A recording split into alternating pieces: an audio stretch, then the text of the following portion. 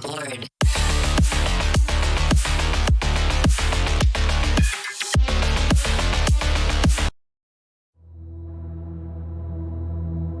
Cause we lost everything.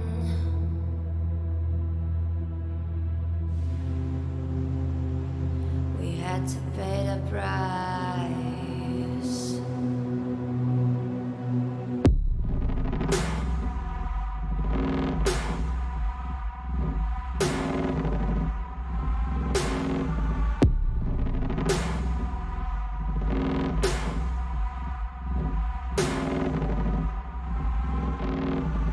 I saw in you what life was missing. You lit a flame that consumed my hate.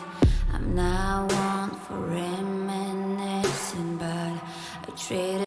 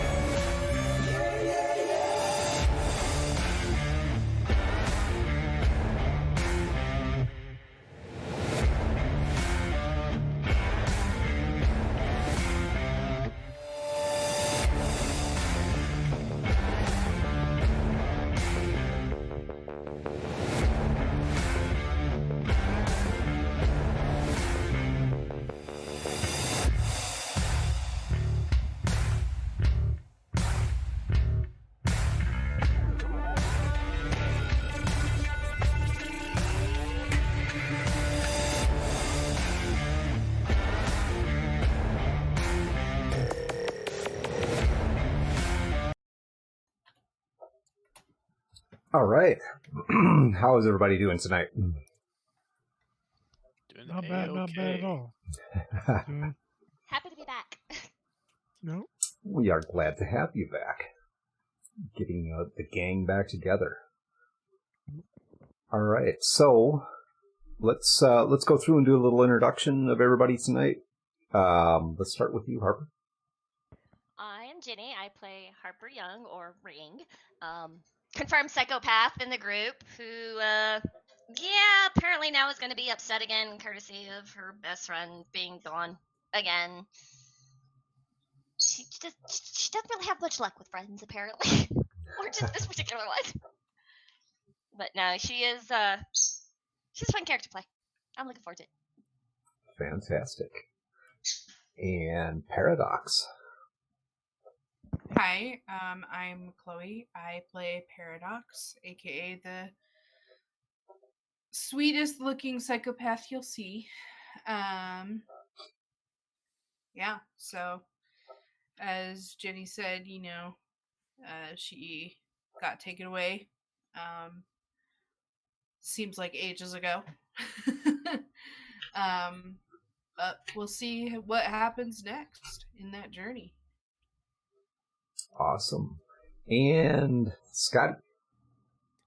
Hi, my name is Matt. I play Scotty Sims, aka the Rat. He is the fixer, so he's the kind of wheeler and dealer of the group. And I think last session kind of proved why he's not the nomad of the group, because his driving leaves much to be desired. That's for damn sure.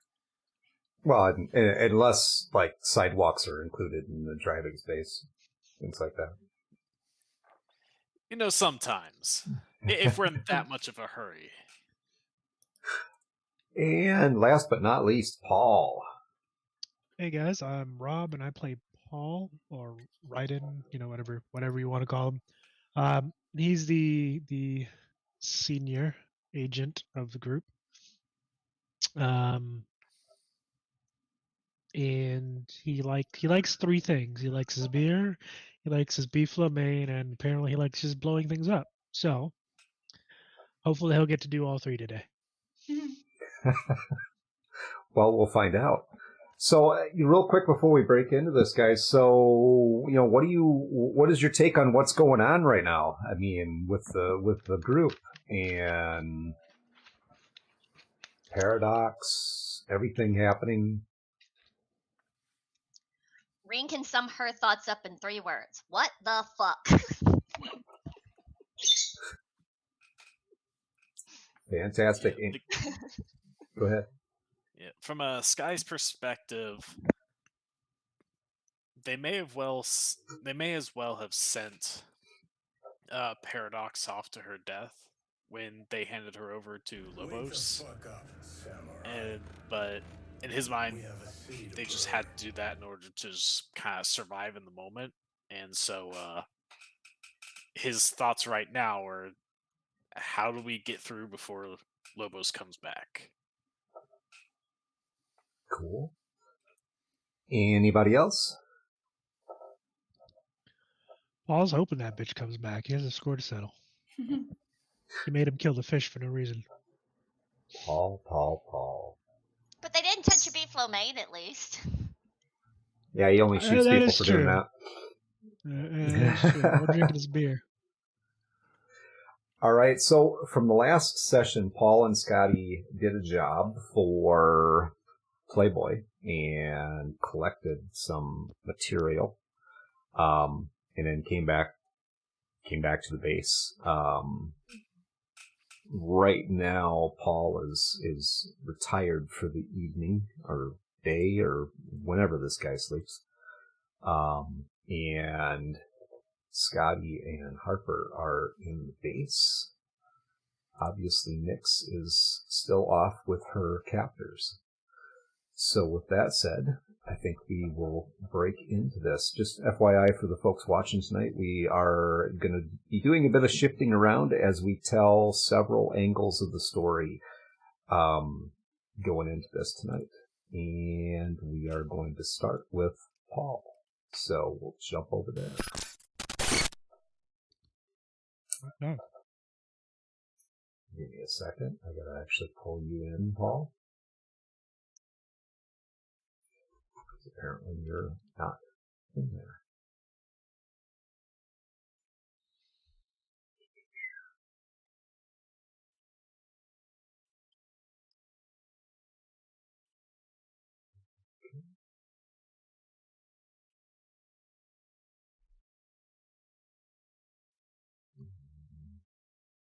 You know what? I am gonna go to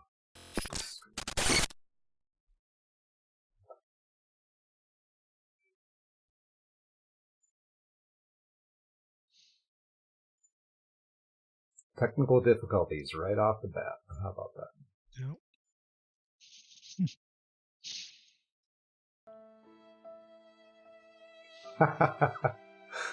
Yes, thanks for that, buddy. Appreciate it. Appreciate it. Never fails, man.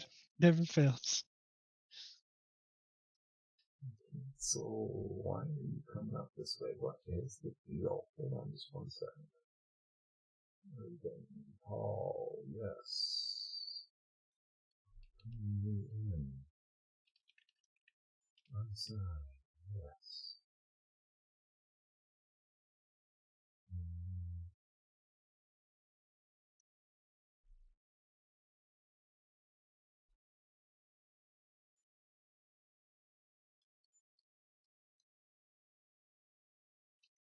There you are.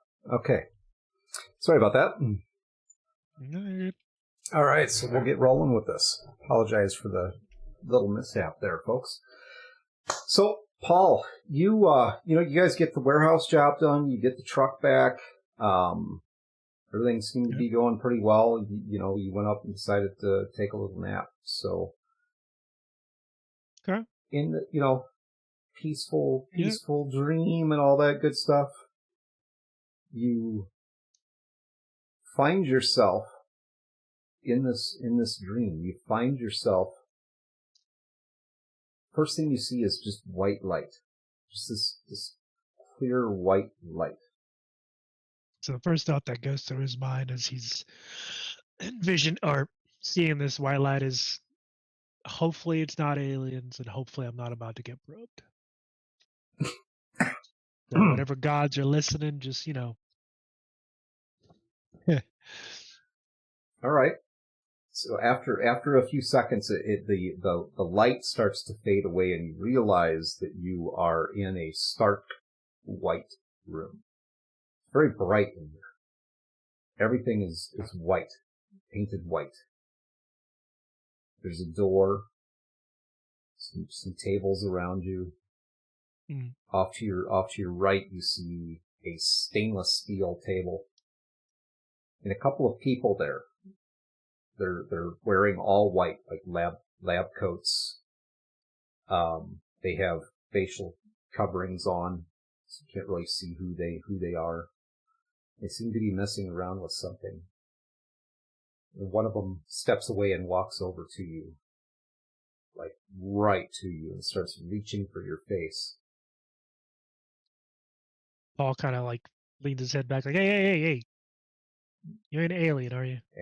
As you go to do that, you realize that you are completely secured in a chair. You can't move your head. You can't move your arms. Your breathing's actually constrained, like something's wrapped around your chest.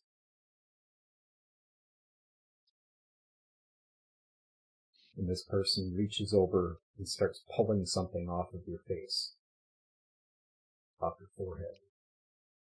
It's like some Paul sort of... kind of tries to like look up at whatever it is to get an idea of what the hell's going on, because apparently this guy doesn't speak English. Looks like an electrode. Okay, so it's not aliens. Might just be as bad though. Pulls a couple of these off of you. All right. Reaches down and disconnects some wiring. Can't really look down. You see straight ahead. The oddest thing, as you're laying there, or in that chair, you almost like involuntarily look to your left, like you're scanning around the room. Mm-hmm. And then back to the right. And this person's stepping away from you. So there's just a bunch of white walls, white ceiling, white floor. It's a hospital. You see a third person now in the room. You don't know if they were there all along. They seem to be leaning up against the wall. Dark cloak, hood. Seems to be smoking.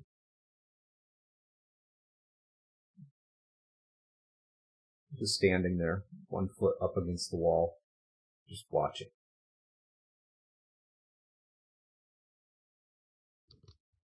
Okay. So as Paul kind of notices that person, he kind of calls out to like, "Hey, you guys gonna tell me what's going on here? Or are you just gonna keep, I don't know, sticking shit on me?" No one responds. This lady just keeps watching you. You can tell it's female. As a matter of fact, something is distinctly recognizable about her. It's Lobos. Oh, fuck. Okay. I mean, did they drug? He starts thinking, "Did they drug my food or my beer or something? Did they take the base? Hey, where are my friends? Where was the rest of the group?" No one responds to you. Okay, all right, we're gonna play the fucking silent treatment here, huh? Lobos drops the cigarette on the floor, leans forward off the wall, and uses the foot that was up against the wall to kind of stamp it out.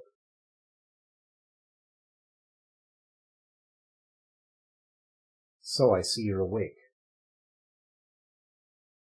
Yeah, no shit, Sherlock. I mean, me calling out to you probably is a dead fucking giveaway. Don't try to talk. You're happily sedated. You lied to us. Why did you lie to us? All right, what are you assuming I lied to you about? You and your friends, all this bravado, handing you over to us. You had me for a bit there. I actually thought maybe these people are worth saving. Maybe bringing them in is not such a bad idea. Where is the AI?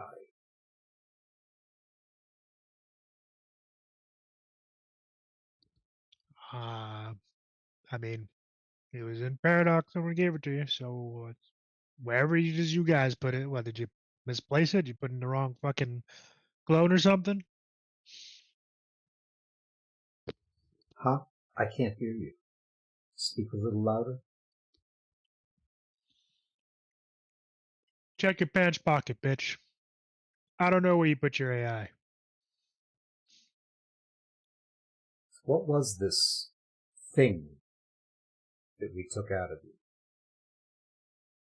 It wasn't what we were looking for. Wait. You want to run that by me one more time? Fuck you take out of me?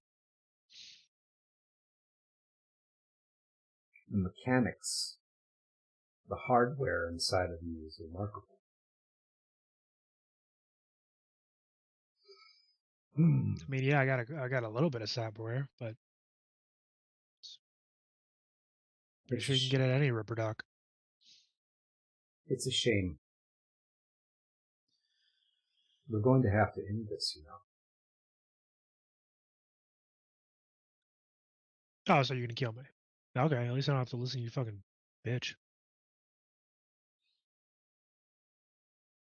Just know your friends will be next. Yeah, maybe. I'm pretty sure you'll be going with him. She pulls a gun out, puts it directly to your head. The oddity is you don't actually feel it. You know it touched you, but you don't actually feel it. Paul kind of looks up at the barrel of the gun with his eyes. And looks at her and smiles.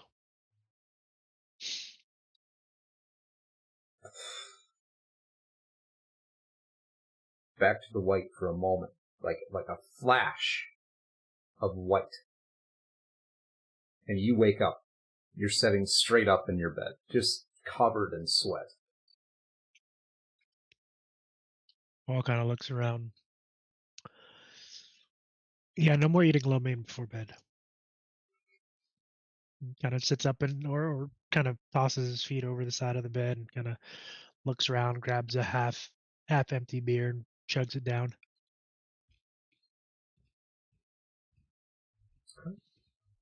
I'll leave that right there. Notices that there are no more beers, so he goes to his fridge to look for some. Goes to the fridge to look for another beer. Okay. The fridge in your room? Yeah. All right. I'm going to leave you right there, Paul, and we'll be back in just a little bit. So, Scotty, Harper, you two are in the common room in the base. Paul went up to take a nap. What's going on with you two? I say Scotty, he's been doing a lot of work recently. I feel like it probably hasn't been all that long since he and Paul got back from that job. And he's taking a moment to take it a little easy. He's kind of resting in the commons area, and he's just got like he's just got a blunt of a synth weed, and he's just kind of puffing on that, just kind of laying back in the couch. Ring's a short distance from him, and she's kind of been pacing back and forth a little bit. Kind of looks like she's been doing it for a little bit. And she just kind of glances over at Scott and is like, that shit stinks. Can you put that crap out? Hey, look, I need this, and frankly, by the way you're pacing back and forth, you could maybe use a hit yourself. Yeah, no. he just shrugs like, well, more for me then. He takes another hit. It's like, look, Paul and I just went and did a job, got some extra scratch. That'll help us. That'll help us prepare for Lobos when she comes back. Granted, we get the chance to use it. That still doesn't answer what's going on with Paradox. The fact that we just handed her over. We're one person short. Trust me, I'm not happy about that either. But at that point, we'd been kind of fucked if we didn't. I'd have We rather had to gone do it down. to survive. She just kind of stops and looks at him, and she's like, "You really consider this surviving? We're basically trapped in our building. We have no fucking clue what's going on with Lobos. You know that chances are, as soon as they fucking find out what we did, we're gonna be in trouble again. We bought time. That's all we did. We bought a bit of time. And with that time, we can prepare. And what happens if Paradox doesn't come back? What if this whole meticulous plan that she's supposed to be brought back, whatever the fuck you want to call it, doesn't work? We don't even know that the goddamn AI is back. Look, we've already seen her die before. And I think I've made this clear before, but these whole clones aren't the same person. The Paradox that you and I got to know is dead. The one that we handed off was a different person, just believing that she's Paradox. Doesn't make me happy to hand her off nonetheless, but I think we all need to accept that reality. So then again, what did we really do other than buy ourselves some time? Just that. Buy ourselves time so that when she does come back, we'll be prepared. Because I'm not going to the Bureau.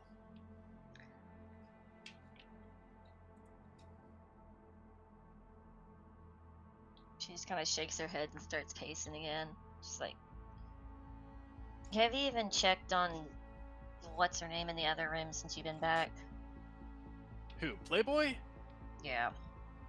She gets awful pissy when I come into her room.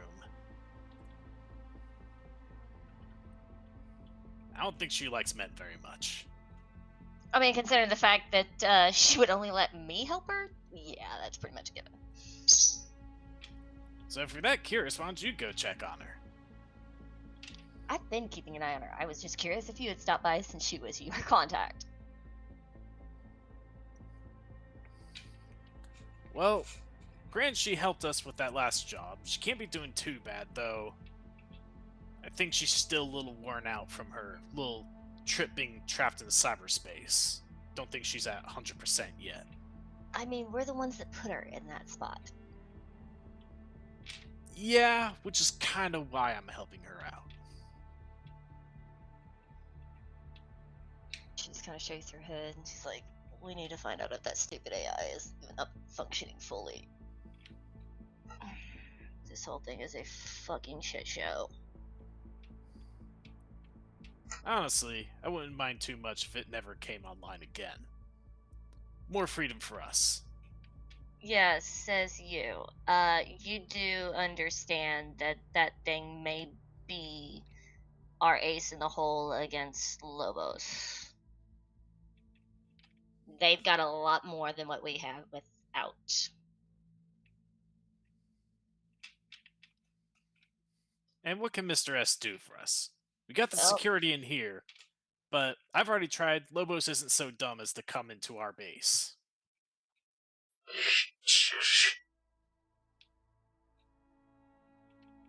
Green kind of stops and looks around. It's like, what the fuck? Is that And- static? Static on the PA, yes. Fucking PA is going out again. Yay! It's like, well, surely he's in there somewhere doing something. We I can really only thought hope. he'd gotten set up shop by now. but then again, he never quite worked right to begin with.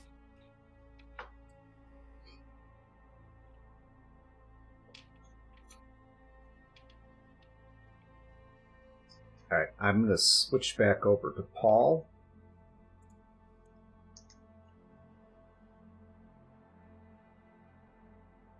So, Paul, you got your beer? Nope. Per- He per- just found one last beer, but no food. And oddly enough, after that dream, he's kind of hungry. So he's kind of going through his kitchen and opening cabinets and stuff, and like any middle-aged bachelor, there's nothing in there. Nothing. He's got like baking soda somewhere sitting in the fridge. That's about it.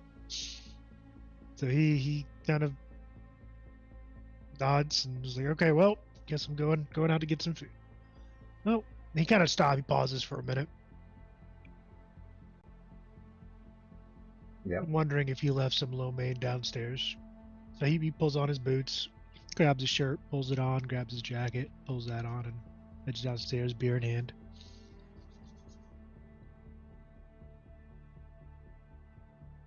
As Scotty and Ringer are having their chat, Paul, you kind of walk in. You guys hear the elevator ding as he comes down.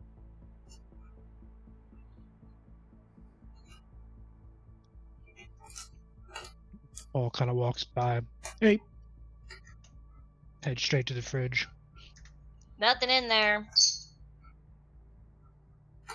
He pops it open anyway and kind of looks forlornly into the very empty refrigerator. So who ate all the food? We've been stuck down here for a little bit. Gotta eat. There's kind of Yeah. a group effort eating all the food. Yeah, I guess. Hey, you guys have any weird dreams lately? No. Why? Yeah, I was dreaming about Lobos. The fuck? What'd you be dreaming about that bitch for? Not like that. I mean, I know she's a bit of a looker, but I mean, come on. Keep your mind out of the gutter. Jeez. Please tell me it was shoving a bomb in her mouth and watching her head explode. No, I wish. She actually killed me, I think. The fuck? Oh, it's weird. Made me hungry. All right, let's go get some food. You do realize we have to risk Lobos, and you want to go out there on the street. Yeah, I'm fucking hungry. Look, if I'm gonna die, I'm gonna die on an empty stomach, all right? He's got a point. Besides, I could go for something to eat too. Fine, just make sure we're packing something. I'm always packing. Something other than bombs. And Paul kind of stopped as he hears the PA system kind of acting up. How long has that been going on? Couple minutes by now. Kind of reminds me of when fucking Sebastian or Mr. S or whatever the fuck his name is now was acting up, back when I originally showed up to this shit show. All right, well.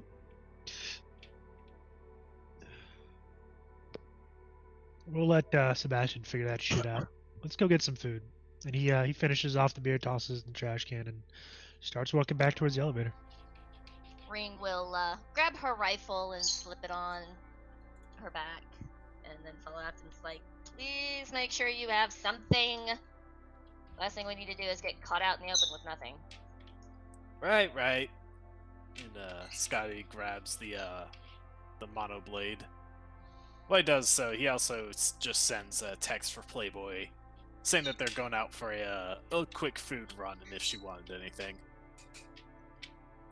Yeah, she sends you a text back, and tells you she would like some lo mein. Scott just thinks to himself like, huh. maybe she and Paul would get along. He just sends her like a little thumbs up and goes towards the elevator. Paul actually veered off to the army to grab a duffel bag. He kind of tossed onto his shoulder. As he does so, you guys hear kind of some things like rattle around and stuff like that. Ring will look over at him when she hears the rattlings, like, how many bombs are you carrying? Grenades, or whatever the fuck are you carrying? At least 3.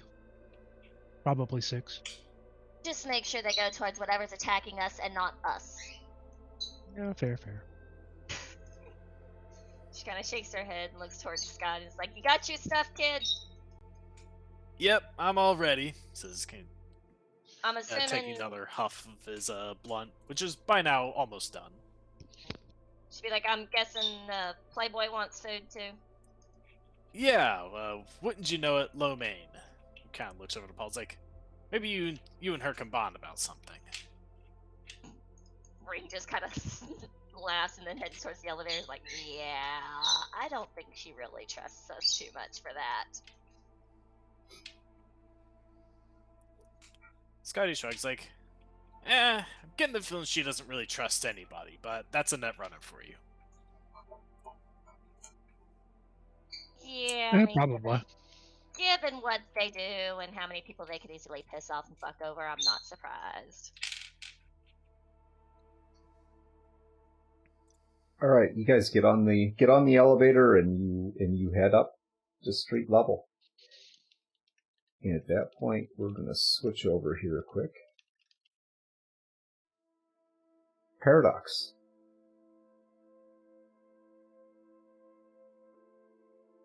You begin to get the sensation.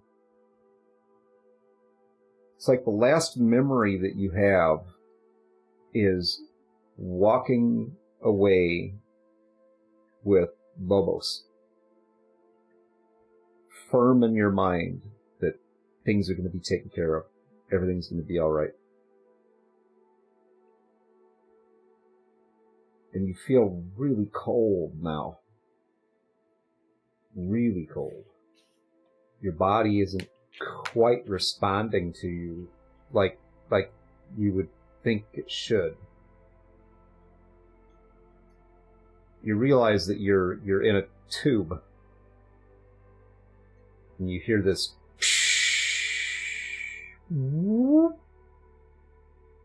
as the tube opens up. You can see steam, like cold air meeting warmer air, rising up all around you. The room that you're looking out in is dark. There's lots of equipment in here. Machines running, electrical things.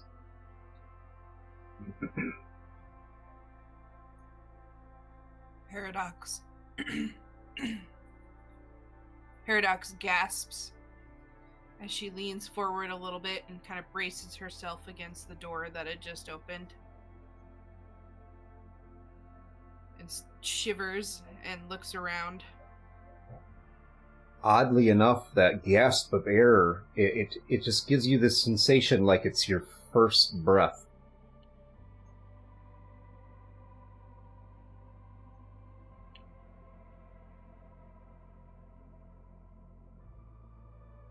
As you look around this... Sorry, go ahead. She just continues to breathe heavily as she flexes her fingers, trying to get her muscles moving, and the cold isn't helping. As you look around this room, you see computers, like whole banks of machines that are running. This thing that you're in, there's 2 others in the room with you. There's a door behind you that has a viewport that's frosted over.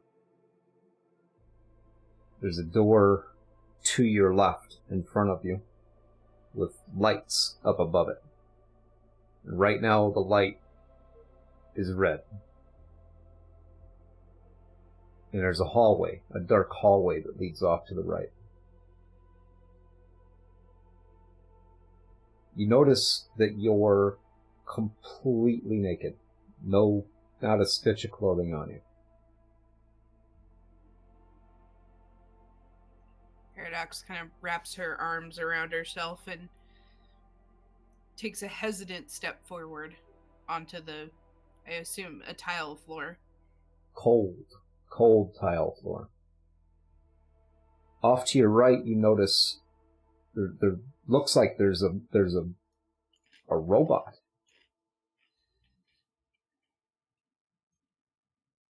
You see its eyes light up and then slowly dim.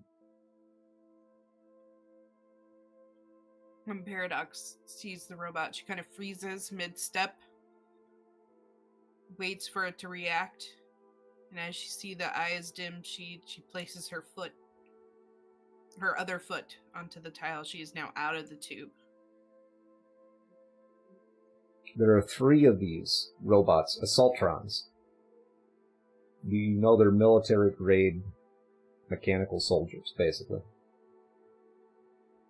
They all seem to be plugged into some sort of charging station.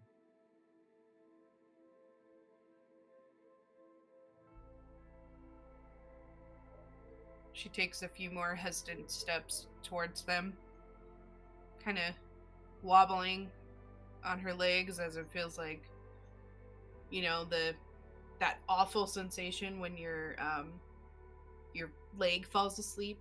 She gets that pins and needles feeling. Super uncomfortable. Mm-hmm. They don't react to you. As a matter of fact, right now, nothing in here reacts to you. As you step out of this, it comes to you. It's a cryo tank. Some sort of hybrid medical bed cryo tank. You step out of it, and it levels itself off, closes back up, and the lights go off in it like it's going into some sort of shutdown mode. Alright. With that, and she sees no immediate threat right away, she picks up her pace a little bit, starts walking with a bit more confidence towards these robots and this door with the red lights above it. You get up to the door, and as you approach the door, you begin to a strange sensation, like there's something, like someone's in your head. You remember you have an internal agent. Agent.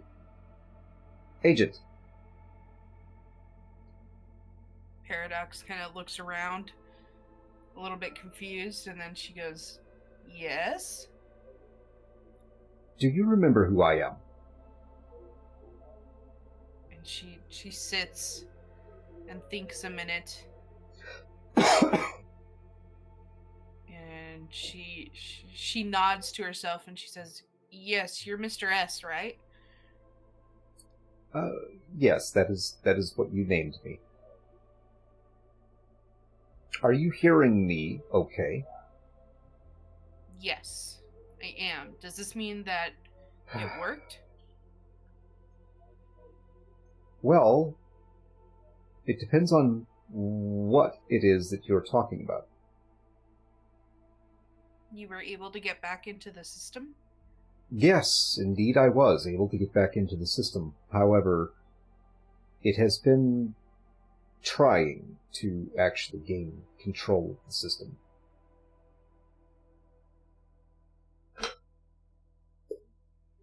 With that, Paradox kind of... It seems that when we ripped the other out, all of the backup systems stopped working. So I've had to reboot all of them and reprogram the system to operate off of my commands. This is a very large facility, by the way. Well, I mean, there's a hotel above us, so yeah, it's pretty large. Mm-hmm. Anyway, picked up your data stream. I am sorry to inform you that you have been reassigned. Paradox kind of cants her head and kind of nods again to herself, and she said, "Yeah, I figured that would happen. Figured they were kind of pissed off at what we did." Indeed.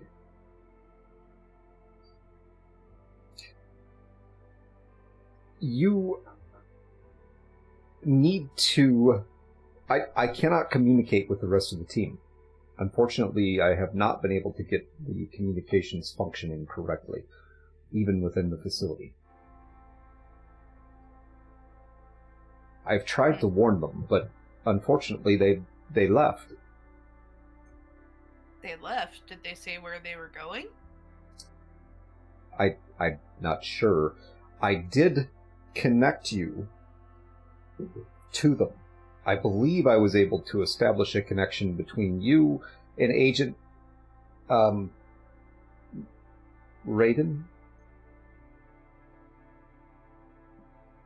Is that it? Nobody else? I'm working on the others. Alright. Paradox kind of looks around and says, "You know, I'm kind of cold. Can you let me out?" Ah, yes. I will let you out. However, there is another person in the facility. Oh. Anyway, and the light Well- up above the... As you're talking, the light up above the door goes to green. She kind of looks up at it and says, "Well, I'm assuming because I'm talking to you here, you're not taking over my body. And so therefore, I'll probably not punch this person in the face." In my defense, that was a reactionary measure. I know, but he's dead now. It's kind of sad. Well, but I didn't do that. Fair enough. She kind of shrugs and starts to walk through the green, or walk towards the green door, and if it's open, she'll walk through. I'm pretty new myself to this whole resurrection thing. As you walk forward, the door opens, and there is a person standing on the other side, kind of like they're walking by. It's a taller, redhead female. The door opens and she just kind of stops and turns slowly and looks, sees you there and kind of looks you up and down.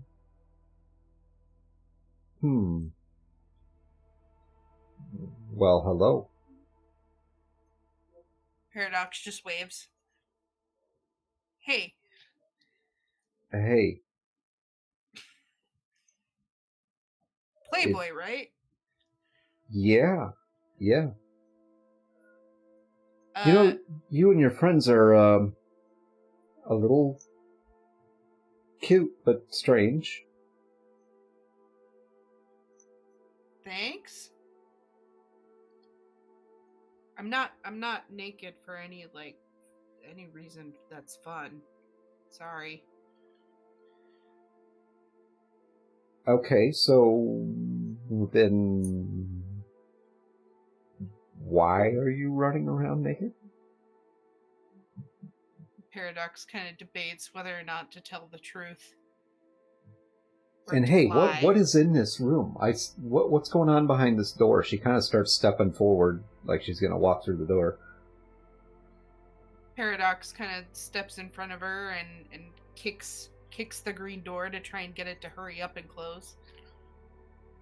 She just kind of stops and you're very close to her now. She just kind of stops and glances down. She's like, well, okay. And the door closes behind you. And she just kind of blinks a couple times and says, it's a really long story, but also this is my house, so I thought like nobody else was home. Oh yeah, I'm just visiting. There was a problem while you were away. A couple of them. There usually is. So I thought you were with that other, that whatever, mercenary chick or whatever. Oh yeah, that. That's a long story too. And then she just kind of starts looking around the room for any article of clothing that she might be able to throw over herself. Okay, there's I'm gonna say there's a blanket on the couch there. Right, and she grabs the blanket and says, "Listen, I gotta run, but a good chat." And she kind of gives her a thumbs up. Yeah. Well, I hate to see you go, but I'm gonna enjoy watching you leave. Paradox kind of just stops midway, and she's like, "Okay, sounds good." In your head, you hear, "We don't have time for this." Shut up, Sebastian. I know. She says that out loud. My name's Playboy. Oh, It, I wasn't talking to you. Don't worry about it. oh, crazy too. Okay. Yep. Anyway, gotta run. She Yeah. kind of she runs pretty quickly out of the room and up to her room in the hotel to get her stuff. Goes running through the hotel with a blanket wrapped around her. Yeah, you get plenty of I'm looks. sure it's not a rare occasion in a dingy hotel. And as you're heading up to your room, Sebastian talks to you a little bit. He's like, I can get a fix on their location. I'm afraid they are in trouble. You're going to need to equip yourself. Okay, makes sense. Gotta hit the armory before we leave.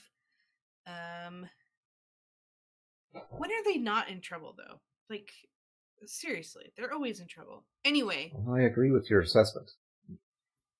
I'm gonna try and get a hold of Paul. Okay. And she tries to ring him on his internal agent. Beep, beep, beep. You don't seem to be able to place an outgoing call. Yeah, about that. I'm still working on the communications.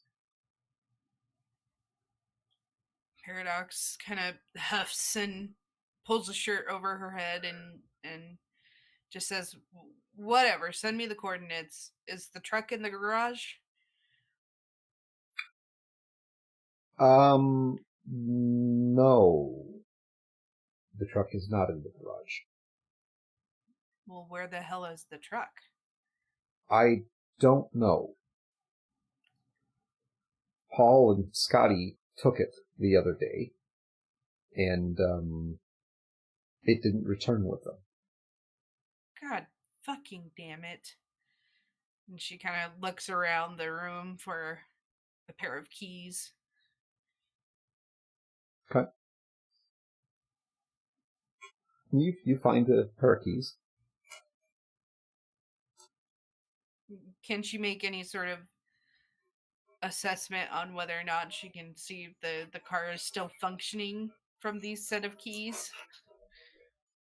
I'm going to say no. You can't tell, or it's not in range. All right, she grumbles and puts the keys in the pocket of her jacket and pulls on her shoes and takes off from her room again towards the armory. Okay.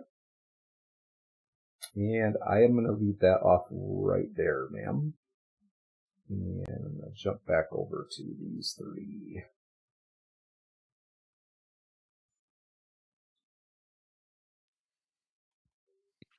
All right, guys.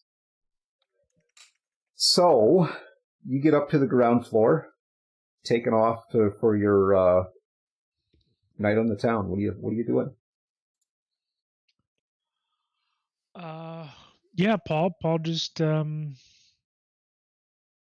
was gonna say we took the truck, but I don't think the truck is there anymore, is it? Well, Yeah, you guys we never came. never Well, brought it no. back. Playboy was in it, so she would have driven it back, right? That is true. We did leave her there Mhm. in the truck. Hopefully she drove it back. Well, you So haven't checked it, so she must you have gonna go gotten back check? somehow. She did Okay. have the keys. I mean, yeah, Paul is gonna go to the garage to see about their vehicle Okay. because he doesn't really want to walk. You get to the garage and there's no vehicle. And he looks around, kind of walks around the hotel garage and like just kind of peeking. There's other vehicles there, just not your vehicle. So pretty sure he left the car or truck, excuse me, with Playboy. Stands to reason he would drive it back. So where's her truck? This guy's kind of looking around. It's like it should be here. Maybe she parked it somewhere else. I mean, how'd she get back? She Walked. had the keys. I mean, she could have walked. Or caught a ride with somebody else. I'm gonna call her real quick. And Okay. he pulls out his Nokia and starts ringing her up. Hey, Playboy. You drove the truck back here after that last job, right? Didn't you? Well, yeah, but you didn't tell me where to park it. All right. Where'd you park it? Well, let's see which way. There's a parking garage that's like 2 blocks down. You know what I'm talking about? I think I know the one you're talking about. Okay. Right, do you still have the keys? Should I come back down and grab them from you, or? Well, you don't have a set of keys? I can bring you the keys, I guess. Yeah, well, I gave you the keys. I'm pretty sure we only have the pair. So. Okay. And as he says that, Paul's like, we really should get more keys for that damn thing. This guy just nods like, yeah, maybe. Well, where are you now? We're just up in the garage. Okay. For the hotel. I'll just bring the keys up to you. Sure, thanks. Cool. All right. I hang up and he just tells you, I was like, all right, she'll be up with the keys. Apparently she parked at a parking deck about 2 blocks away. I think I know the one she's talking about, so we'll have to walk a bit to get to the truck. You didn't tell her where to park it. She knows about this place. Listen. You haven't dealt with her very much, but she's surprisingly airheaded sometimes. You wouldn't think it, honestly, but she is. I mean, either that, she did it hoping and with the intent to piss y'all off. I mean, it'd be something I do, but you know. Okay, noted. So you're not driving. Gotcha. I mean, when do I ever fucking drive? That's a good point. I'd rather sit in the back and smoke and drink a beer, but y'all do the work of driving, so yeah. Women. Reasons we need Paradox back. You heard me. Leave I'll us to do remember all the that. work. Bitch, I'm the one that saved y'all's asses with the snipers, so don't even. And woke y'all's asses up whenever you decided to blow the fucking base up, or attempt to. Hey, that's on Paul. I'm not a part of that one. Nah, So wasn't bad.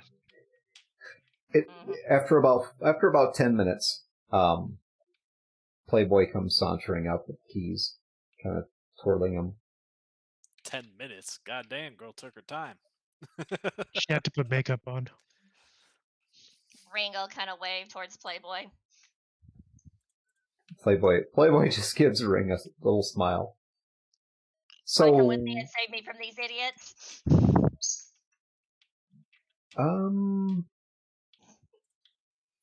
you have this thing about finding trouble. I don't know. I mean, I wouldn't mind coming with you, but, you know. Trust me, I get it. But I'd much rather. You're not wrong. Didn't have to deal with all the chaos and trouble. And be So bored otherwise? Nah, no thanks. I suppose you want these. Yeah, I'll take those. Thanks for bringing them up. Yeah. He just kind of holds out his hand. She says, well, you're going to have to come and get them. Ring's just gonna stand there, cross her arms, and start giggling. This guy's just gonna give her this look. It's like, since when did you have a playful streak like this? Just come over here. Does Ring notice she's acting different from? Well, she's acting a little different, yeah. Ring kind of moves like, everything okay? Yeah, everything's fine. Everything's just fine. Uh-huh. I just want to talk to you, Okay. rat. So come here. Alright, fine. I mean, we do got business. He just looks at the other two. He's like, be back in a sec. Yep. So she kind of, you walk over by her, and she's kind of a low voice, and she hands you the keys very nicely. So she kind of glances over at Ring and back to you. See, your friend there is she with somebody? Ooh, Ring? Don't think so. Oh. I mean, she always talks about Paradox like a sister, so nothing between those two, at least not like that. Oh. Okay. That's all I wanted to know. I mean, want me to put in like a good word for you or something? She glances at Ring again. She's like,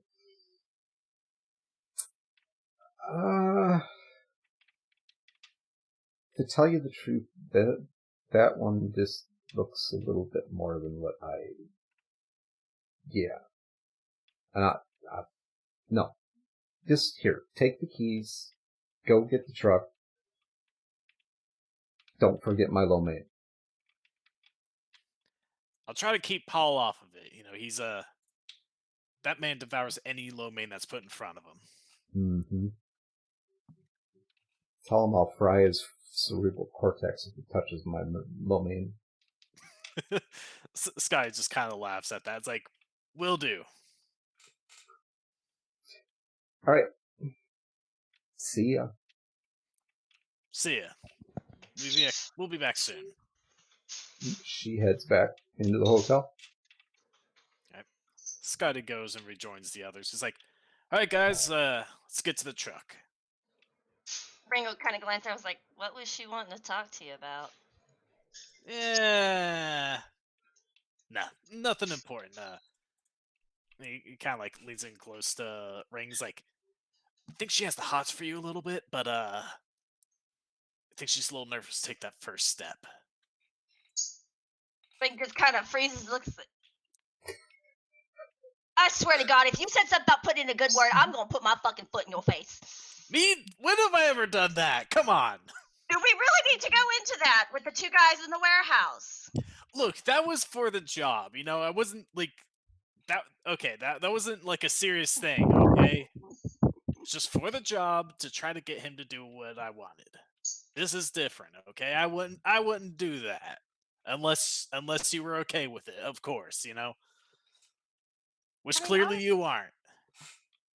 No, it's a simple fact. she wants to get to know me, she can come over here and get to know me herself. You don't have to sit there and freaking put in a good word for her. I mean, let her do it herself. Look, you can be a little like intimidating sometimes, so I don't blame her honestly. Yeah, if Can only Paul you. hear any of this, or are they like Oh, yeah. talking? I No, feel, yeah, I feel like it grew a little louder. Rink's not hiding this at all. Paul's just sitting there, kind of just, huh. So we ready to go? Y'all can talk about your romance in the car. I'm not the. Whatever. She just starts walking towards the car. I'm hungry. I'm getting cranky. Yeah, Oh, get in yeah. your fucking stomach. Also, Paul, she said she'd fry your cerebral cortex if she doesn't get her lo mein. You specifically. Did you happen to mention that he might have to like be kept off her lo mein? That's exactly why, actually. Okay, I'll make sure she gets her lo Paul mein. kind of just smiles. She'll just look at Paul. She'll let her nails grow out a little bit and just sits there and kind of taps. It's like, just leave the fucking lo mein alone. Like, get yours. You can have mine. Whatever. Just leave her fucking lo mein alone. We kind of need you alive without a fried cerebral cortex. So behave. So who's driving? Not me. So you guys got 2 blocks to go to get to the vehicle. So I'm going to lead you 3 on your trip to the vehicle, and Okay. we're going to jump back over to Paradox. All right, ma'am. So you got your clothes, what you were going to get out of your apartment, I'm taking it, out of your room. You going to head back down to the armory? Yep. Okay. You get back down to the base, and it doesn't look like anybody's there. Whoever the Playboy looks like she's gone. Alright. Paradox kind of seems more focused on other things right now and heads to the armory to get her assault rifle and heavy pistol.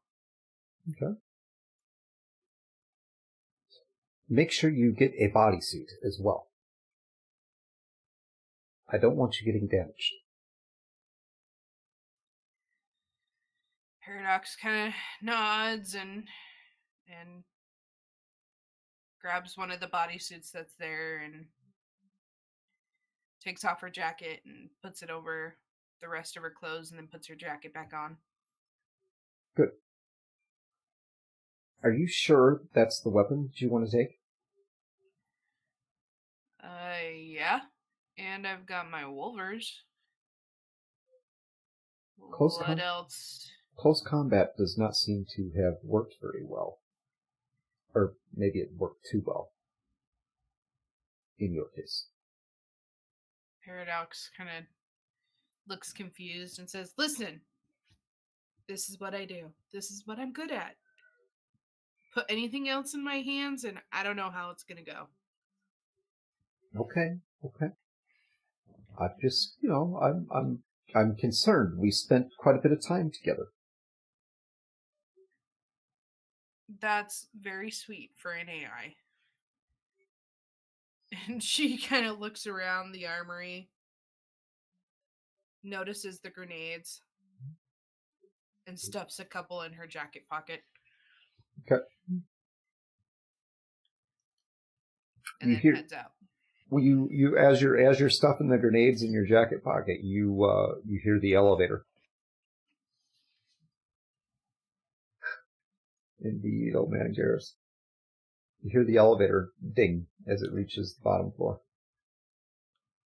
And the doors come open. And you hear the distinct sound of heels.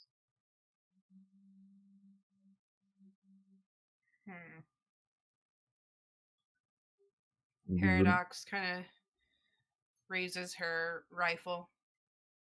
You do remember hearing the same thing when you encountered Playboy before, every time she took a step. Alright. So, after remembering that little bit, she lowers the weapon again and looks around the armory for any last minute things that she might need. Maybe grabs a couple more ammo packs and then heads out. Okay. As you head through the common area from the armory, Playboy's coming in from the other direction. Oh, where are you going in such a hurry?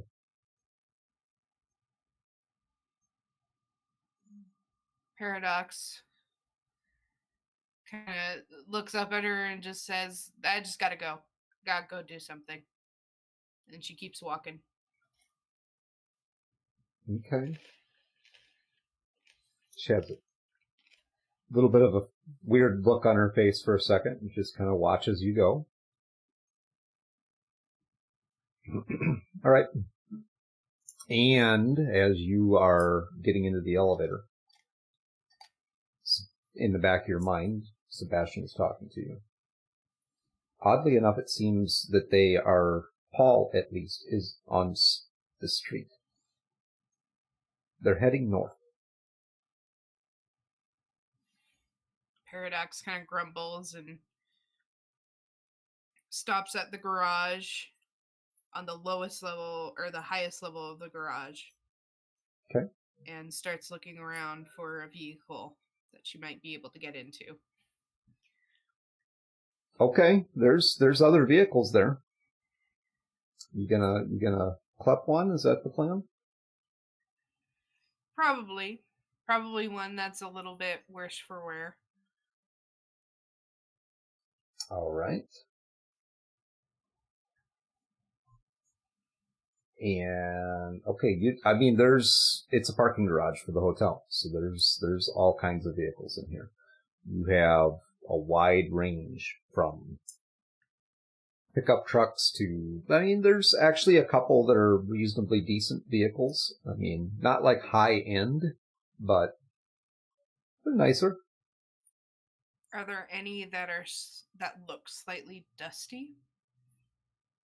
Yeah, there's a couple. There's one that actually has it looks like an old station wagon. It's a little busted up, but busted up. She contemplates taking that one, but she takes the next dustiest vehicle. Okay. Next dustiest vehicle is a truck. It's a pickup. All right. She'll take that one. All right. So I am going to have you roll for this. Okay.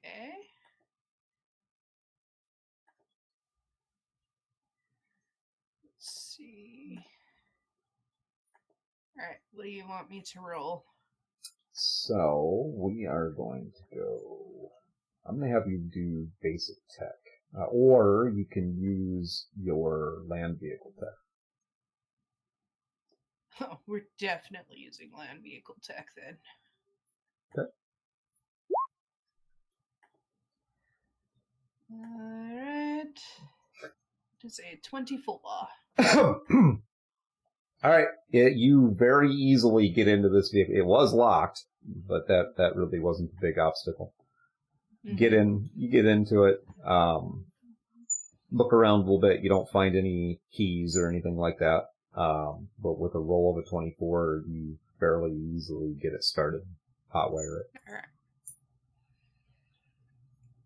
Alright, and she's gonna dust off the steering wheel, maybe dust off the windshield a little bit, and back it out of that garage. It smells bad. It smells like BO really bad. Paradox looks in the back seat, making sure nobody's there. Nope, nobody's there. Alright. Just gonna put on that seatbelt and take off out of the parking garage. Alright. And with that, I am going to flip back over to the rest of our team.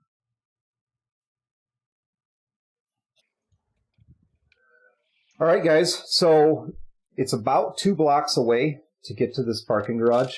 And you travel along the street, no issues. I am going to have each of you give me a perception check, though.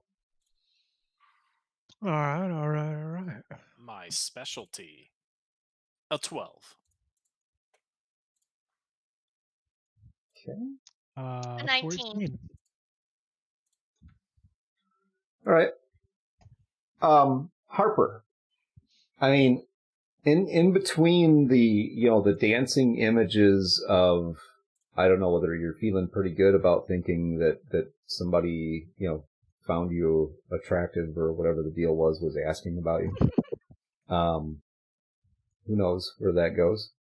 But you get this strange sensation, like you're being watched. Okay. But there's people all over. I mean, it's not necessarily this area over by the parking garage. The closer you guys get to the parking garage, the quieter it gets, because then people aren't necessarily hanging around this public parking garage.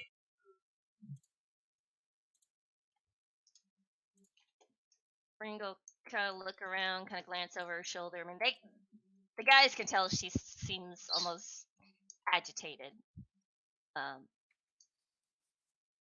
She kind of glances towards Paul, and she's like, "I feel like somebody's watching us." I know I'm not crazy. I get that we're around a bunch of people, but it's, I don't know. It feels like somebody's there. I mean, considering our current situation, I wouldn't be surprised if they were being tracked. I mean, they kind of do know where we live, so. Yeah, and we just walked out into the freaking open. She's kind Yeah. of glances around, kind of starts scanning some of the buildings and stuff nearby. It's like, I don't know, just y'all keep an eye out. Something just doesn't feel right. All And right, I've well, learned to trust my gut when it comes to this. no, I hear you. Well, here's the good thing. Now we know that they're there. We don't know where they're at or who they are, but we know that there's somebody there. So be on our P's and Q's. And obviously Scotty's like right there, so he probably hears all of it. Yeah. It's like, think we should take path through the alleyways? I don't know. That would be obvious. Let's stick to the populated areas. We don't really want to get into a gunfight until we have a better idea of who they are and the numbers they got. So let's just play it cool, play it normal, go through the try to keep to the populated areas, get to our truck, and business as usual. Right. Okay, so you guys get, you walk a couple of blocks, you're having this conversation. You get to this parking garage is about 7 levels high. Mm-hmm. Scotty, you do recall that at this point, you don't know where the vehicle is. You just know that it's here. And you didn't ask.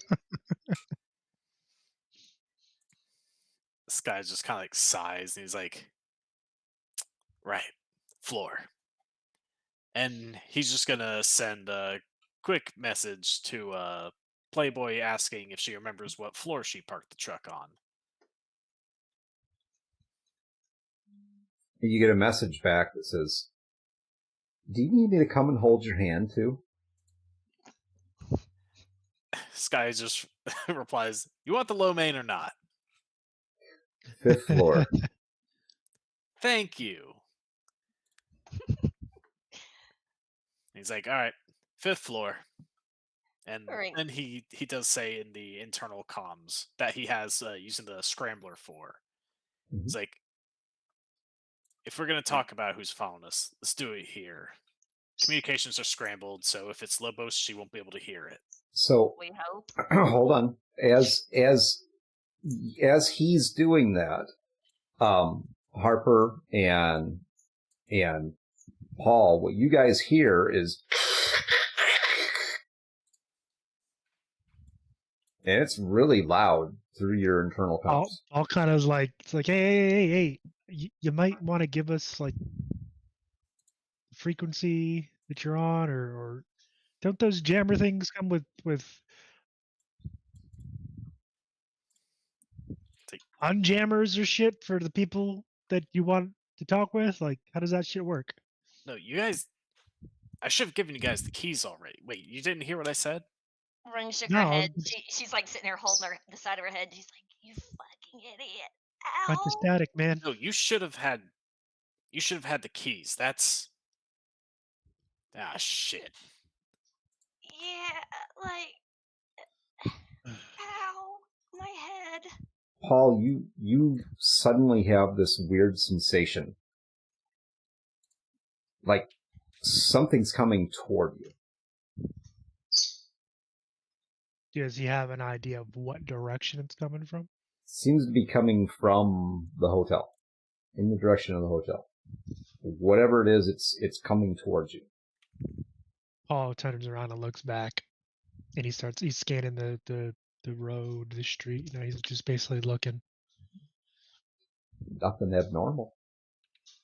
Just a few people out there. There's vehicles going, by on the street. Let's get inside the building. You said 5th floor, right? All right, I'm thinking whoever's watching ain't content with watching no more. It feels like something.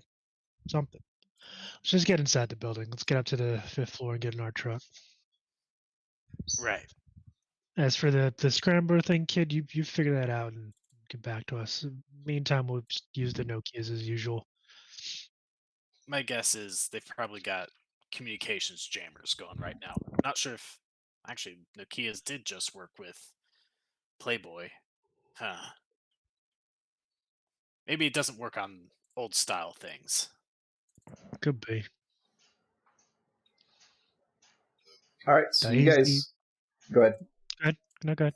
I was just saying, you guys get into the building and start your. Are you going to walk up the ramps? Are you going to look for stairs, or how do you plan on getting up there? At least Paul's going to look for some stairs.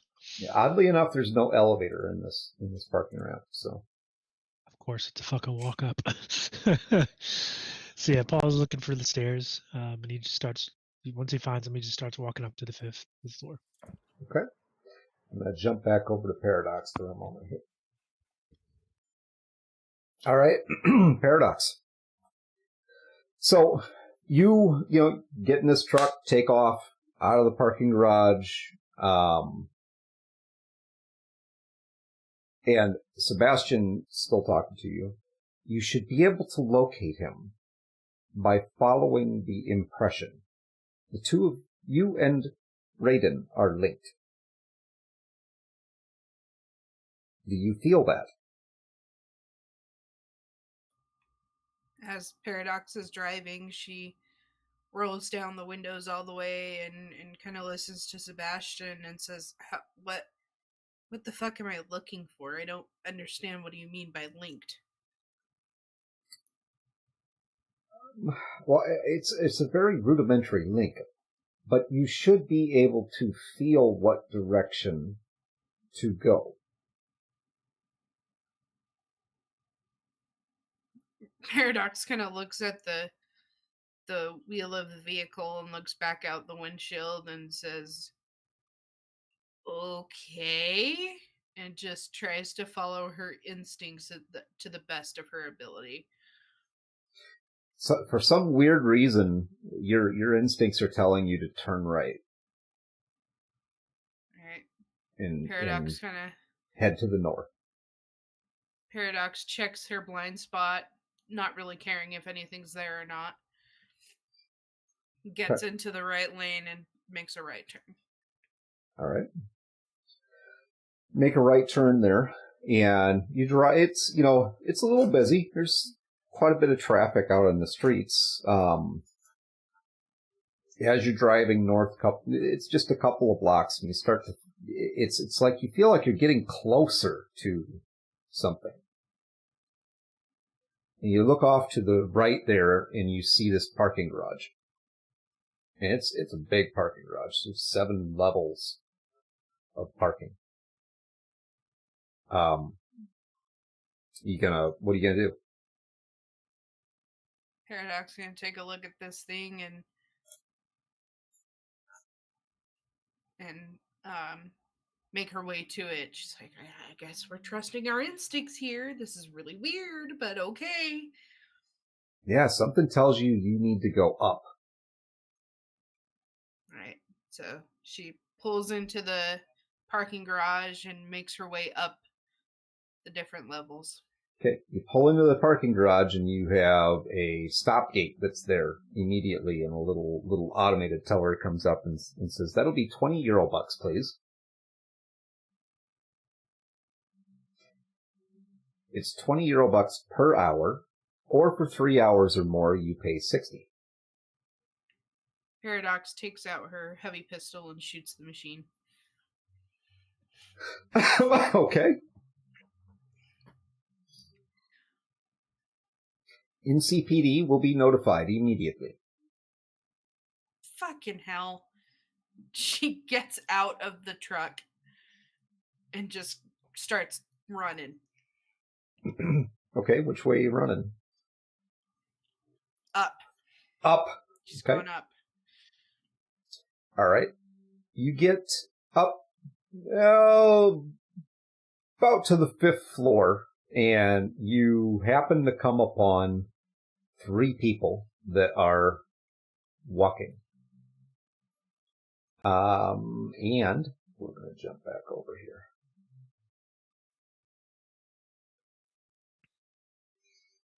All right, guys. So you make your way up to the 5th floor. Harper, Scotty, Paul. Paul, all the way up here, you just got this weird sensation. Like this, whatever it is coming. And it's coming fast. And you start to hear footsteps. Like something running up the ramp. Behind you. We also would have heard a gunshot, right? Oh, yeah, but that's not uncommon. I mean, it is Night City.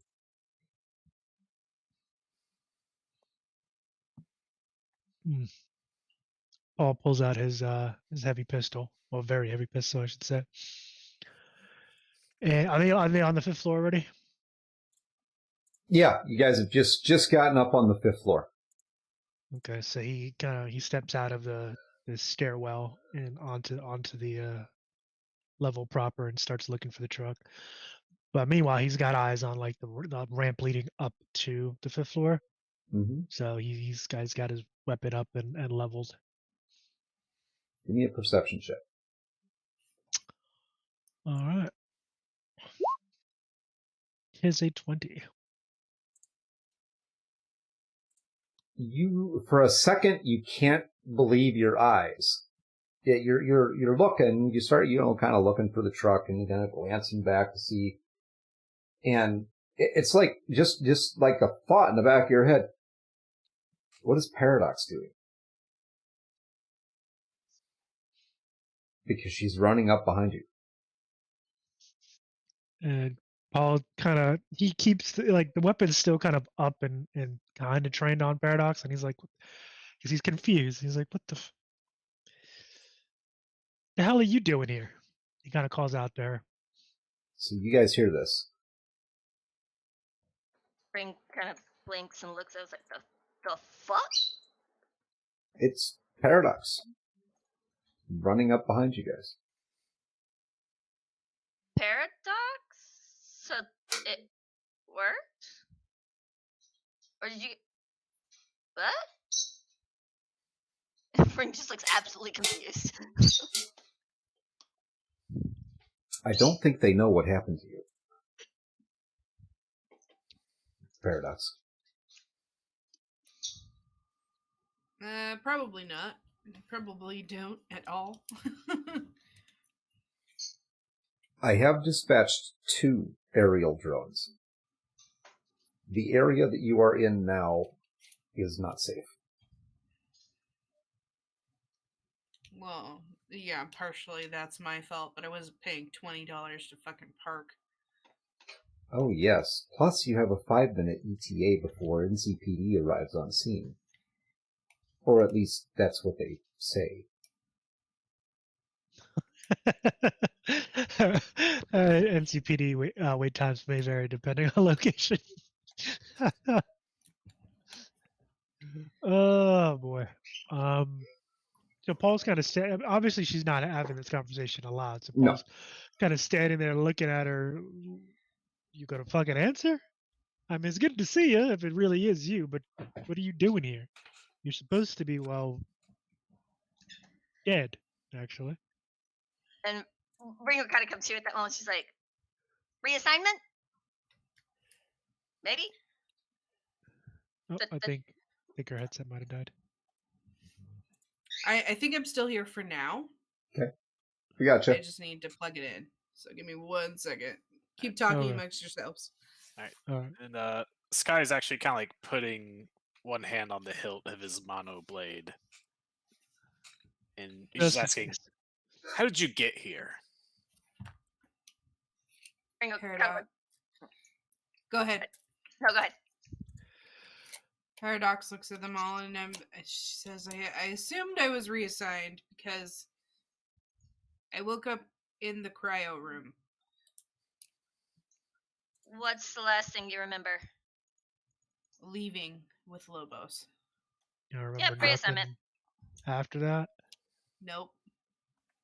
Nothing. And Paul kind of pauses for a second and looks at her. He's like, you don't remember a dream being strapped to a chair, talking to Lobo's white room?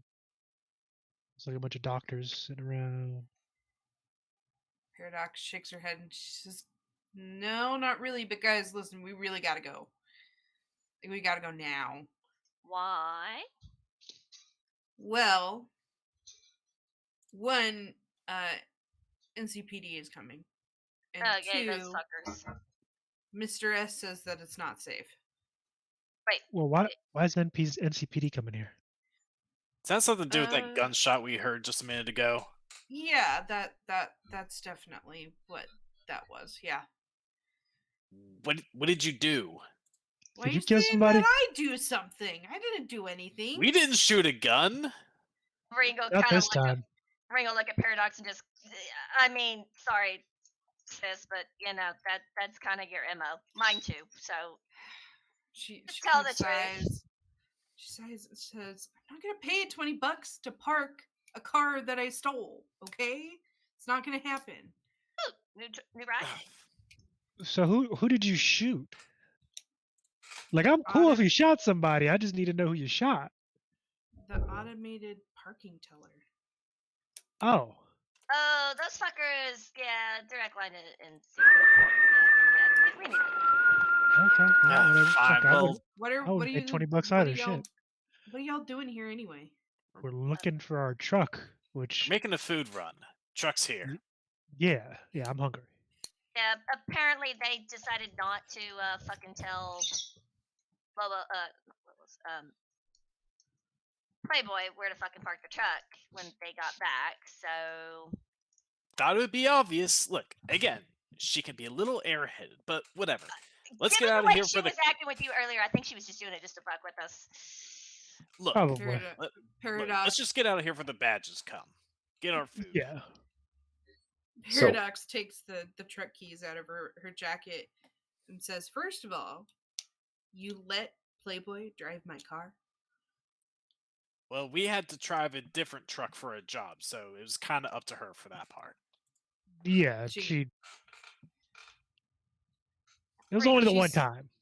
Ringo look at her and go, Paradox, I'll get you stickers and I'll pay for the fill up and any damage fixing on it. Okay. Just and the down. Damn parking. Yes, and the damn parking. Just calm it down. I get it. We don't need you going psycho on. I got a handle. Look, let's just get out here for the badges come. So yeah, let's find the car. So as you guys are wrapping up that conversation, you hear this distinct whistling. I can't even do it. It sounds it's Negan from Walking Dead. Yeah. Okay. You hear this distinct whistling, and you see 5 people closing in on you on this level. Another in the stairwell, and 3 more walking up the driving ramp.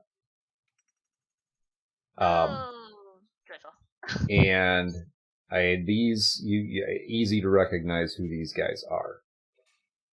One of them, Paul, you get this just chilling feeling because you just stared at the gun that this person shot you with in your dream. And she's dressed exactly the same way, with a cigarette. And the others have this symbol on them, 6th Street Gang. With that, we're going to take a little break, and when we get back, we'll figure out what happens here. Okay. All right, everybody, get up, walk around, do whatever you need to do, grab some of the drink, some popcorn, and we will see you in about 10 minutes. Okay.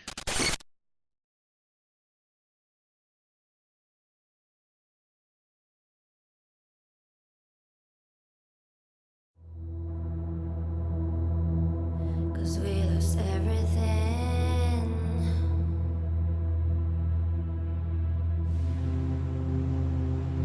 We had to pay the price.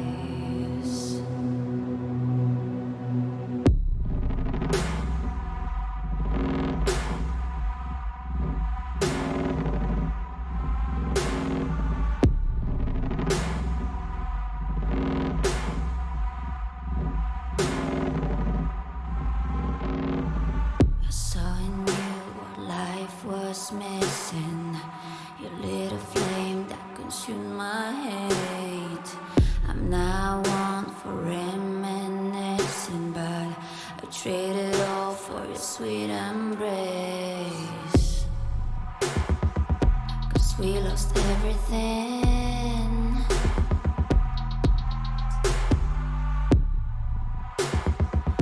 We had to pay the price.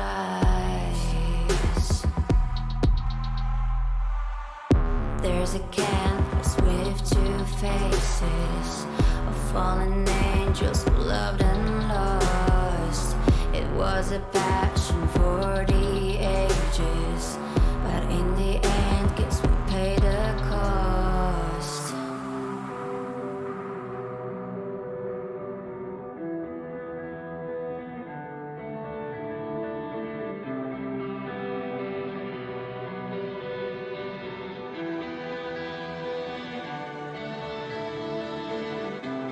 I think of beauty, I know, will never fade away. What you did to me, I know. Said what you had to say, but I think of beauty will never fade away.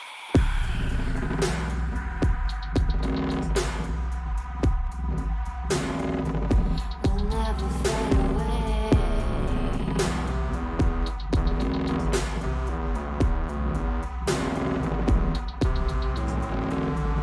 I see your eyes, I know you see me. You're like a ghost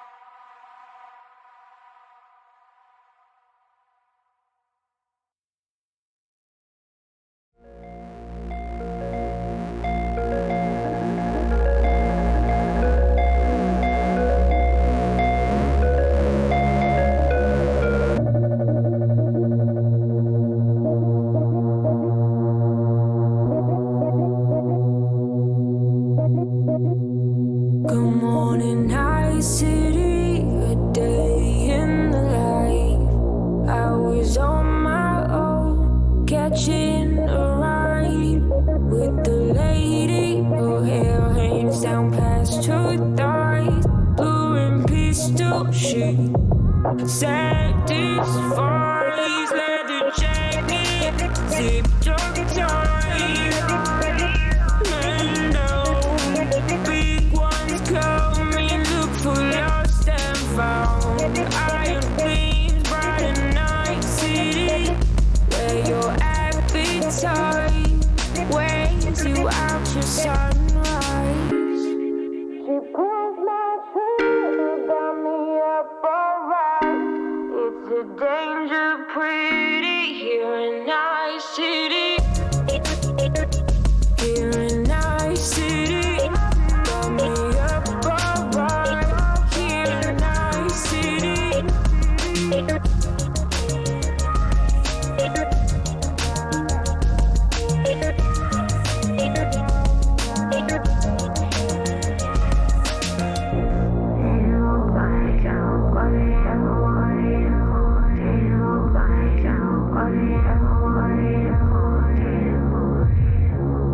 The way you chase and tease me, get me up so high.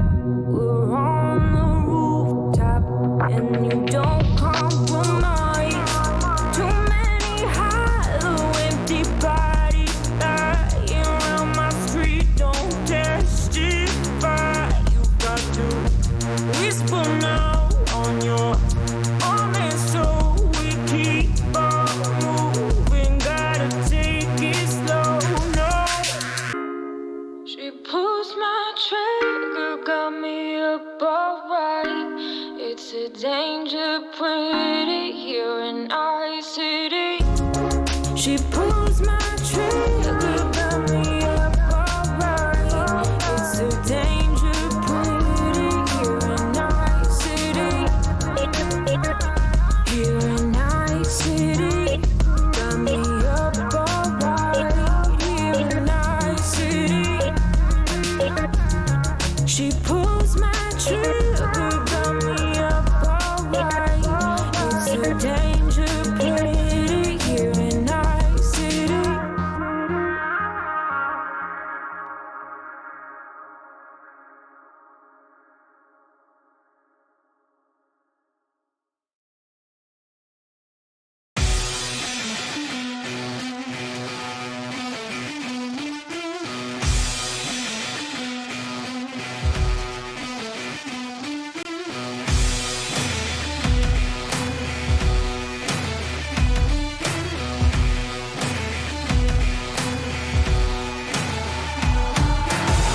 Got chrome in my bloodstream, got a hot metal soul.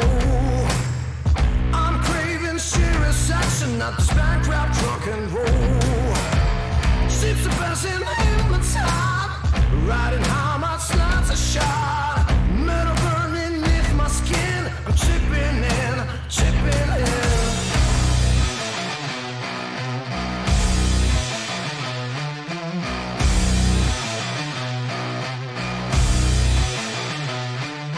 Ships are buzzing in blood hot, riding high, my slots are shot. Metal burning beneath my skin, I'm chipping in, chipping in. Got my back to the wall, chipping in. Come on, hear my call, chipping in. I'm the man of steel, chipping in. Fucking feel it, I'm real.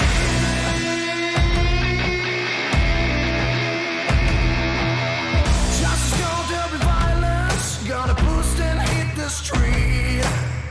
Corporate and filing droves, meet and greet and back in heat. Cold close, beating more than me. Can't be killed 'cause I'm ready there. Stand don't feed the ghosts within. Chipping in, chipping in.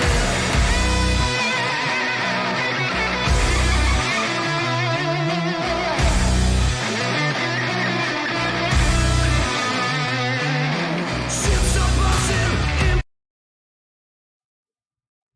All right, and we are back. Okay, I see everybody is here. Fantastic. So, you have found yourself caught in the web So directly in front of where you were walking, you can see your vehicle beyond these 5 people. So you see 2 of these 6th Street gangers flanking each side of Lobos.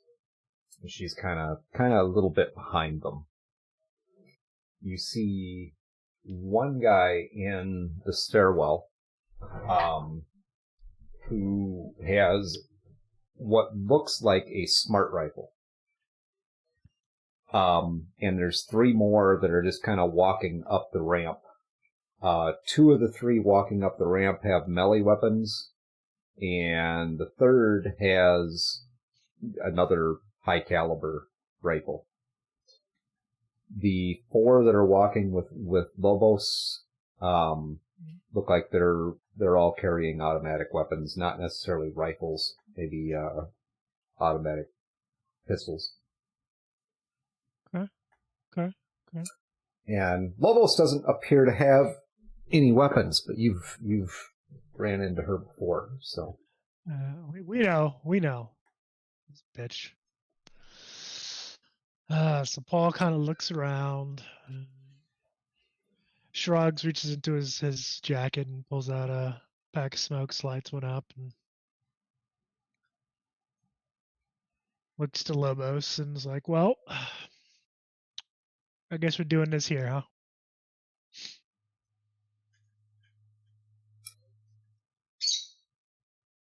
I guess we are. Or he just kind of looks over and is like,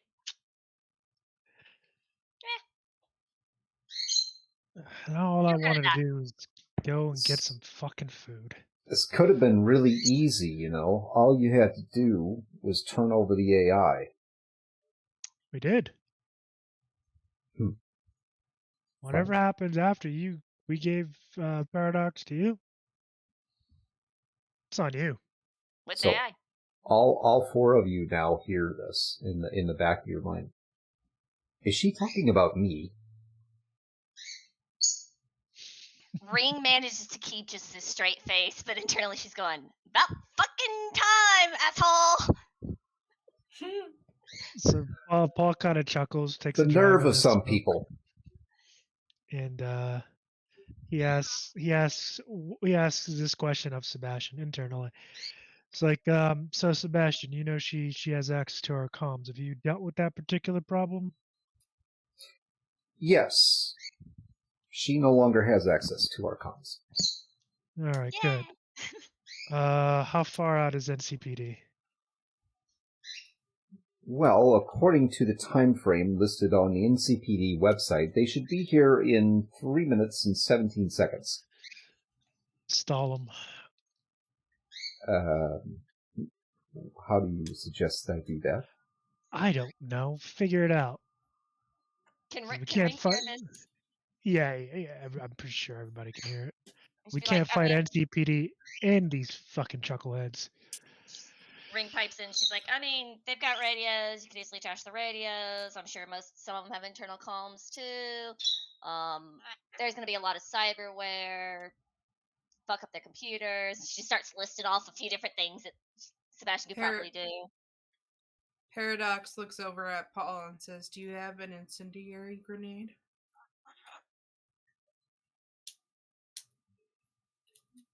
Paul he looks at her and he kind of glances down at the duffel bag. I've got plenty of things that go boom in here. I know, but we need something that's going to burn for a long time. Well, here's the thing. First of all, we need to take out that dude in the stairwell. From what I'm seeing, it's got a smart gun, and we don't need that kind of trouble. Nope. As for incendiary grenades, we'll have to see. Not sure if I packed any. Paradox reaches into her jacket, pulls out the 3 that she grabbed, and sees if any of them are incendiary. She just pulls it out and is checking. Yep. Okay. Hold on just a second. Give me a odd or even. Even, Steven. I believe in you. Nope, Damn no it. incendiary grenades. Okay. Apparently, even Steven does not believe in you. Apparently. Alright, I need you guys to give me an initiative roll quick, if you would. All right. Oh, yeah. You don't need an initiative roll. What are you talking about? This could be a 19. 14.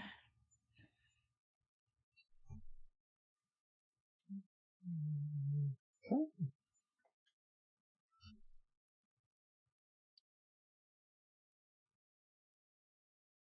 Scotty's got a 13. Okay, and Ring with a 16. Okay.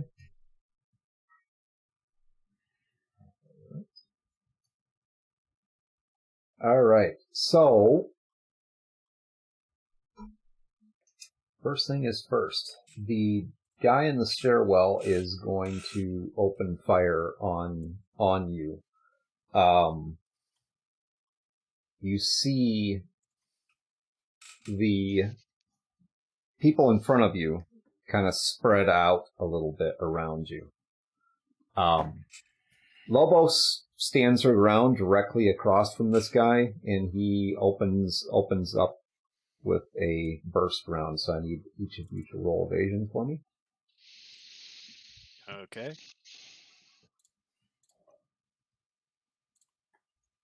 23. 20. Oh. Oof. Freak as fuck.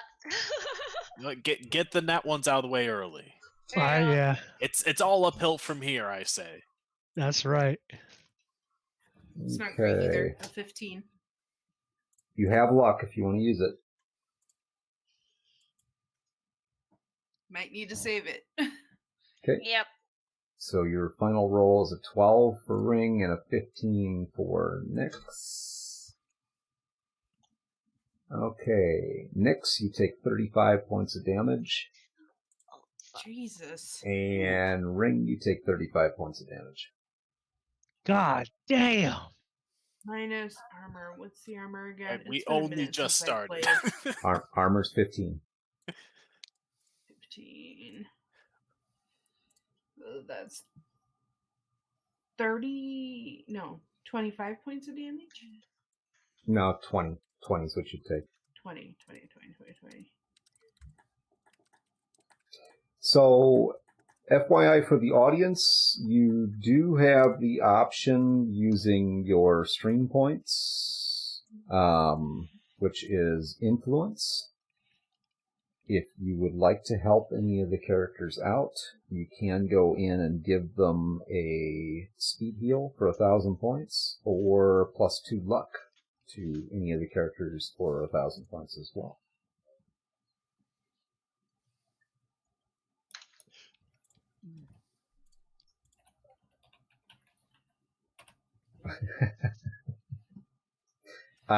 It doesn't come up with the points piece. It should be listed down at the bottom of your screen. It's your actual your screen points.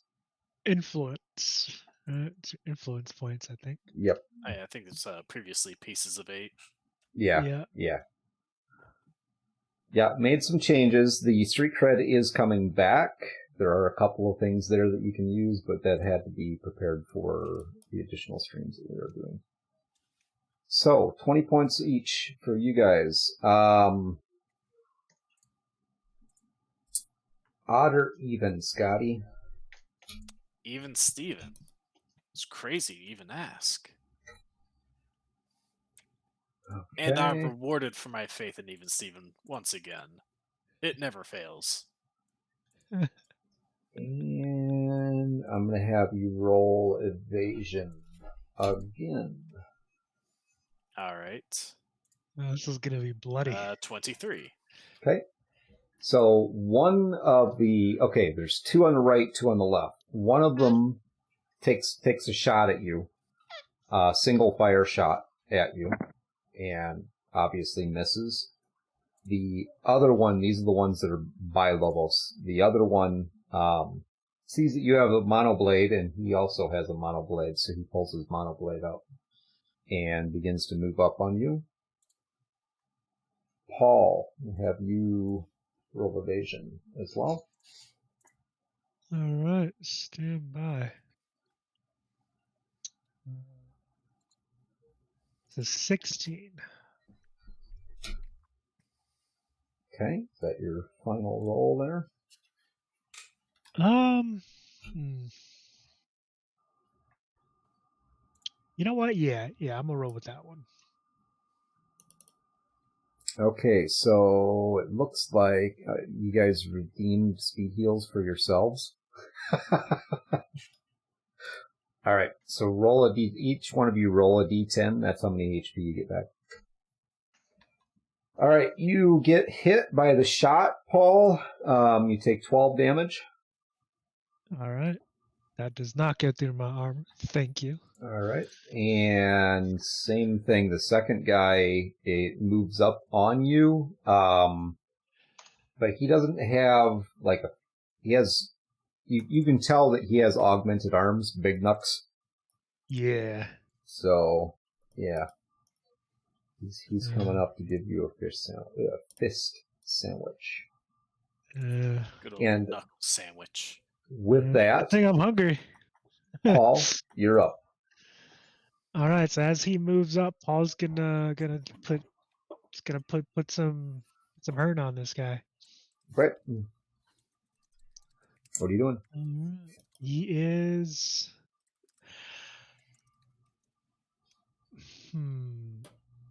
He's actually gonna throw a grenade into the stairwell.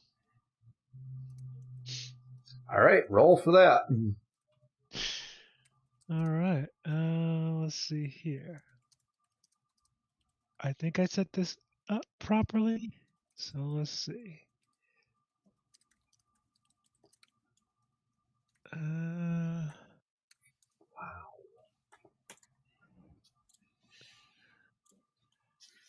That damage roll was ass. Yeah, that damage roll was fucking terrible. Ooh, 12 on the 66. That's not. Well, it is No armor bueno. piercing, so I mean. Yeah. Ugh. But yeah, so you get nice aim. You toss that grenade right in the stairwell, and this guy gets caught in the blast. Odd or even? Even Steven, man.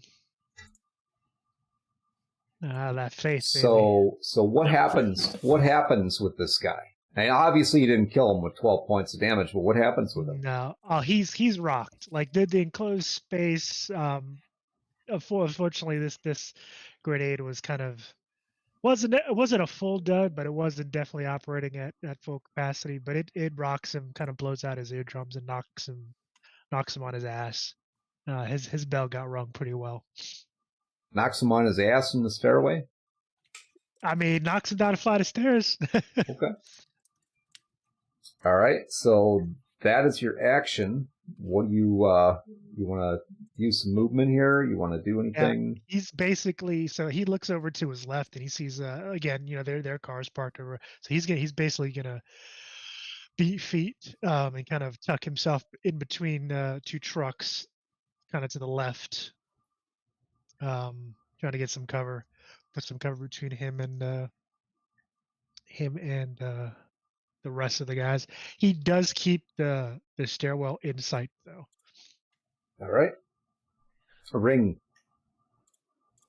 So Ring's gonna move herself to cover, and of course, as they showed up, she would have pulled her rifle, knowing that fight was coming, and she's gonna move where she can still see the stairwell and shoot auto fire towards.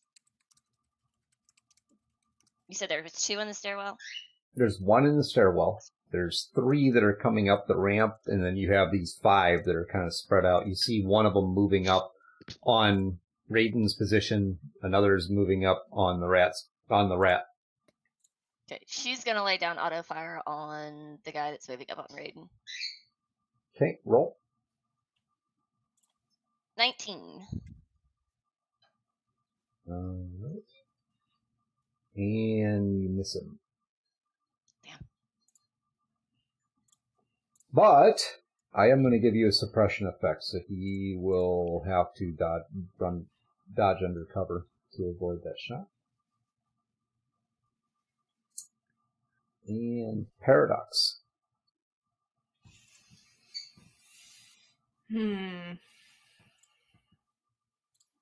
So, how close is to Paradox, or how close is Paradox to the edge of the parking garage? Kind of like, you know how it has like, you know, essentially their windows and you can see out to the street. Well, considering How you, close? well, considering you come running up the rampway for the driving rampway, you're maybe 15 feet from the edge. There's a little there's a barrier wall there that's about 3 feet high. Okay. Paradox is going to beeline it for behind that barrier. And take a look. She's not going into cover yet. She's going to look out onto the street and see if she can see what's going on down below, if and CPD is out there, or... You don't see any NCPD, but you do see some people that are down in the street below, kind of looking up at where this blast just came from. I mean, the grenade like blew a chunk out of the stairwell. I mean, oh yeah, Christmas came early, baby. Paradox looks down at them and screams, "Everybody run! It's an attack! Okay. Get the fuck out of here!" You see, yeah, I mean, you see a few of them actually do run, and a couple others are just standing there, like, trying to see what's going on.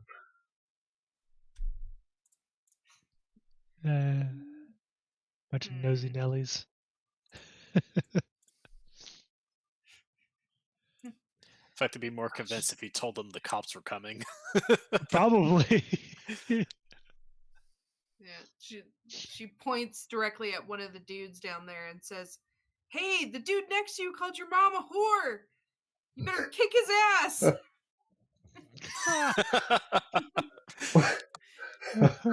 Why does that not actually surprise me coming from her?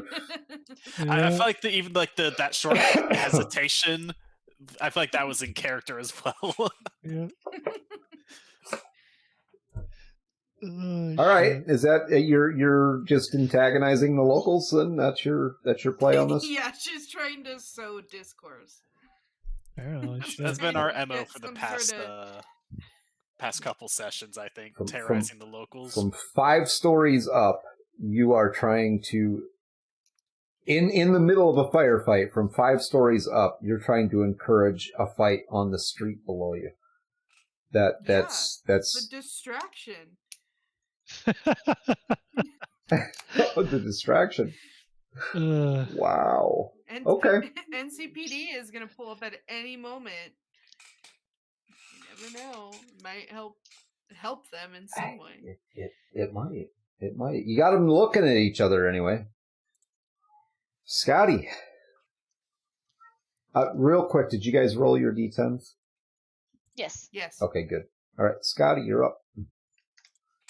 All right, so Scotty's he's gonna draw his monoblade, and before he moves to any action, he's gonna look towards Lobos and just say, "The badgers are already on their way here. Unless you want to get both of us caught, I think we should settle this another time." Don't worry, we'll make this quick. Not if I can help it. And he's gonna charge towards the other guy with the monoblade. Now, Scotty, he's more used to the bat, but I think lately he's watching a lot of YouTube videos from modern day cyber samurai. So he's kind of. Mom, man, has been watching YouTube. So he's like learned a couple tricks. All right, so he's gonna take a swipe at this guy. Scotty All right. thinks he's the whole main character of a fucking anime. I love it. This would be very fitting if I rolled a nat 1 here, but maybe a nat 10. Let's go. That's a nat 1. Totally jinxed Oh, that yourself. sucks. This is why YouTube shouldn't have removed the dislike ratio. I can't see that stuff anymore. Okay, here's the potential downside to a monoblade. They're really awesome, but we'll stay true to the way we do it here. Give me an odd or even. Even Steven. No. You just broke your monoblade. I haven't even used this thing yet. It's my very first time using it. It shatters. Oh,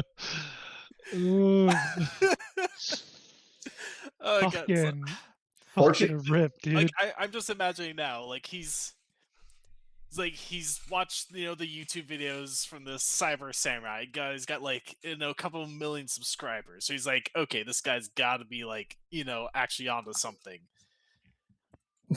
So he goes for like a fancy move he saw, and the other guy just parries it with his own monoblade and just fucking shatters.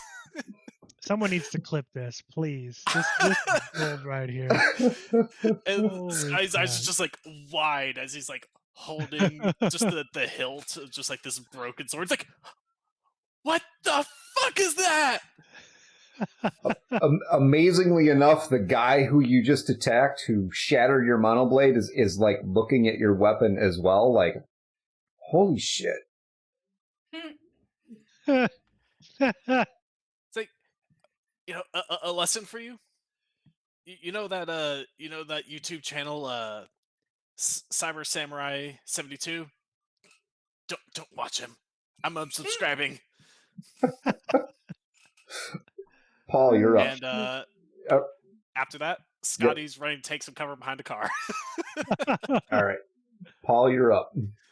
So Paul pulls out another grenade and tosses it again into the stairwell. Wow. Okay, roll. Oof. Oh, God. Damn. Oh my god. Oh my god, what is going on? Maybe Lobos was right. I think this is going to be quick. Yeah. Rolled so many nat ones. Odd or even, Paul? Even Steven. My faith is secure. All right. So, you did manage to throw the grenade. Tell us what happens. All right. So he tosses the grenade. He aims for the Did you forget to pull the pin? No, he did. Thankfully, he did not. However, when he throws the grenade, the usual fuse on a grenade is about 3 seconds. It's like 5-6 seconds later before this thing explodes. So he's sitting there thinking it's like he actually kind of peeks out of cover to see what the fuck's going on, and basically just gets showered in like debris and stuff like that because of the late fuse. He doesn't know if the guy is dead or not, but. Okay. I feel like Lobos isn't even going to need. Honestly, Lobos didn't even need to come here to kill us because with these rolls, we're gonna kill ourselves. Yeah, we'll be taking care of that for her. Saying this right, Paul may blow us all up. He's trying. Wouldn't be the first time. Well, technically, it would be for Ring. True. Wait, that's not a bad idea, though. Oh god! Wow! Wow! Okay, so Paul, are you doing anything else? No, I mean he does have his sidearm in hand, his a very heavy revolver in hand, but that's about it. He's basically ducking back down, All right, into cover. I know where your head is at for that one, Paradox, but I don't like it. So I'm gonna pause right there. All right, Paul. You get up, you throw your grenade, you duck down behind cover as this guy comes around the car. Roll your evasion. All right, rolling my evasion. I'm gonna roll that. That is gonna be robot giveth and robot taketh away. It is going to be a 28. All things in balance. All things in Mhm. balance. Okay, yeah. So you evade this guy's attack. No problem. But he has 2, so roll again. Okay. There we go. That is a Okay. 19. All right. Yeah, you managed to tell us what that looks like. I mean, this guy's got big knucks, and he's, I mean, like trying to box you. So what as happened? he's throwing these haymakers, Paul's kind of ducking and basically shoving those big old fists into the cars as he's throwing those punches. So he's basically just kind of shoving the punches away into the car and kind of staying low. Yeah, this guy's gonna get it. Don't worry. Paul has more grenades. Let's hope these people have auto insurance. All right. Scotty, roll evasion for me. All right. 16. All right. Is that your final answer? It will be for now.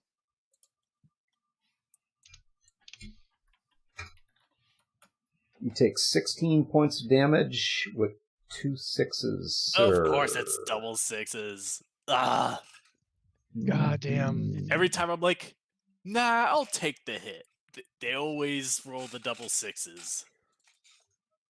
Well, you got 2 points of luck that you can use later. I sure do. Somebody You're gave probably you... gonna need it. Oh, Moongirl gave you some luck. Okay, so, Scotty. All right, I'm going to have you roll 2d8 for me, please. 2d8. 4 and a 4.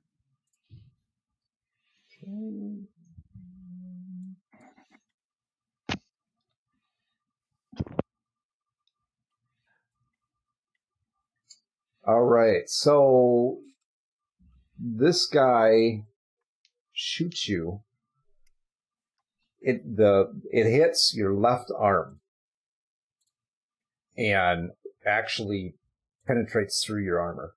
You only take 1 point of damage, but you will have a -4 to any checks using your left arm at this point. It's like getting a paper cut in the worst possible spot. The finger crotch. Yeah, exactly. it's a torn muscle, man. Oof. All right, Ring, you are up.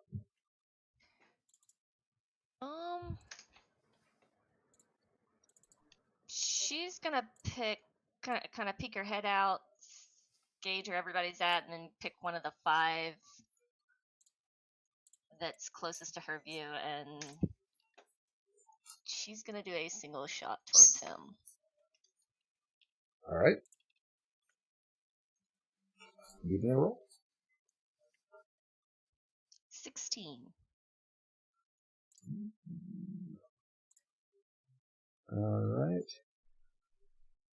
Spot weakness on there as well. All right, so you catch this guy with double There's 2 6s. 6s too. So Blow a limb off. Roll me 2d8.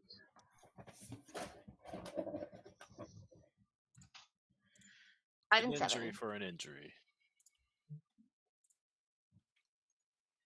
For the audience's sake, we are using a customized rolling table for critical injuries. Oh,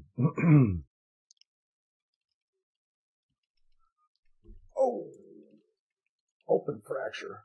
All right, so you shoot this guy, and I mean, it like completely. You hear the snap, as his right arm Oof. takes this impact, and he lets out a yell. And he is going to be bleeding good at this point. And he drops the weapon that he has. Tell me it was the guy with the mono blade. It was whichever one of the 5 was closest to her. Yeah, that would have been on whichever the one was closest to you. Mm-hmm. Would have been the one that was on Scotty. So yeah, the mono blade is now dropped. Odd or even? Me? Yep. Even Steven. Damn it. And that mono blade is also broken. And Good. Ringo just You know, it's gotta hook you up. Yeah, I think I softened that mono blade up with my incredible strike that broke even my own one. I'm guessing Rain could see it shatter when it hit the ground. I could have been nice there, huh? All right. Could have given Scotty a replacement, but nope. Anything else you're doing? Ducking back under cover? What are you doing? Rain's gonna duck back under cover and go, "Sorry, kid." These things are garbage. Yes, they are. And a pistol or a rifle. They work so much better. Paradox, you're up. I miss my bat. Have these guys started fighting down below yet? No, the 3 coming up the ramp. No. What? The pedestrians on the Oh, she really wants to start some shit for these guys. Wow. It's not like we're fighting for our lives or nothing. Well, there's a heated argument going on. You can tell that. They're not fighting, but there must have been like some tension there to begin with between these 2 guys. So She's gonna look for a rock. Is there a rock next to her? There's chunks of concrete laying around from the grenades going off in the stairwell. Yep. She is going to take like a fistful of the concrete, whatever one will fit in her hand, and chuck it at the guy who is arguing the most. All right, give me a roll for that. What do I roll? I am gonna have you use. I'm just gonna go with archery is generally what you would use for these things, so we'll just go with that. Oh boy. Okay. Ranged weapon. That is a problem. That isn't necessarily No, that does nothing. That's an 11. Yeah. All right. So you toss a handful of chunks of concrete and pebbles and whatnot down at these guys, and it basically just kind of spreads out and rains on them as it goes down the 5 levels before it hits them. And they both kind of look up at you like, what the fuck? Come on, fuck him up!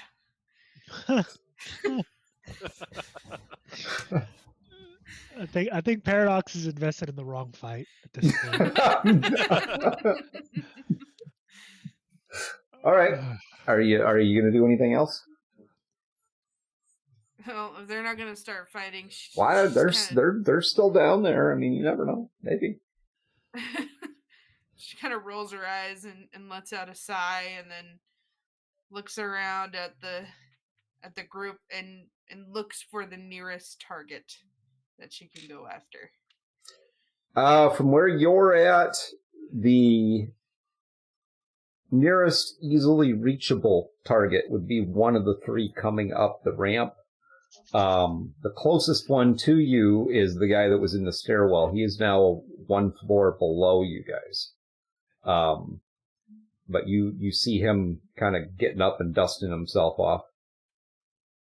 Oh, so she can see him? Yeah. she's gonna take another grenade and pull the pin and throw it at him. Okay, so Bring this whole place down. just for comic relief, I'm gonna let you do that. That'd be taking a second action, but let's do it. Go ahead and roll that. This poor guy just got 3 grenades. How do I roll? For Well, you're throwing it, so again, it's an archery thing. Damn it! Not shoulder arms. I can't use shoulder arms. Oh. You really got to put your shoulder in it like a shot. Yeah. No, like softball. She's gonna throw it like a softball. Poor guy, if he survives this, it's gonna smell like piss and shit. God damn it! It's another 11. All right, Paradox, burn some luck, man. I just gave you +2 luck. There you go. Got +1 luck. We're gonna do we'll do +2 luck from there. Okay. So that makes that a 13. You know what? Fuck it. Take all my luck. That is a 6. So that makes it a 19. All right, so roll me 66.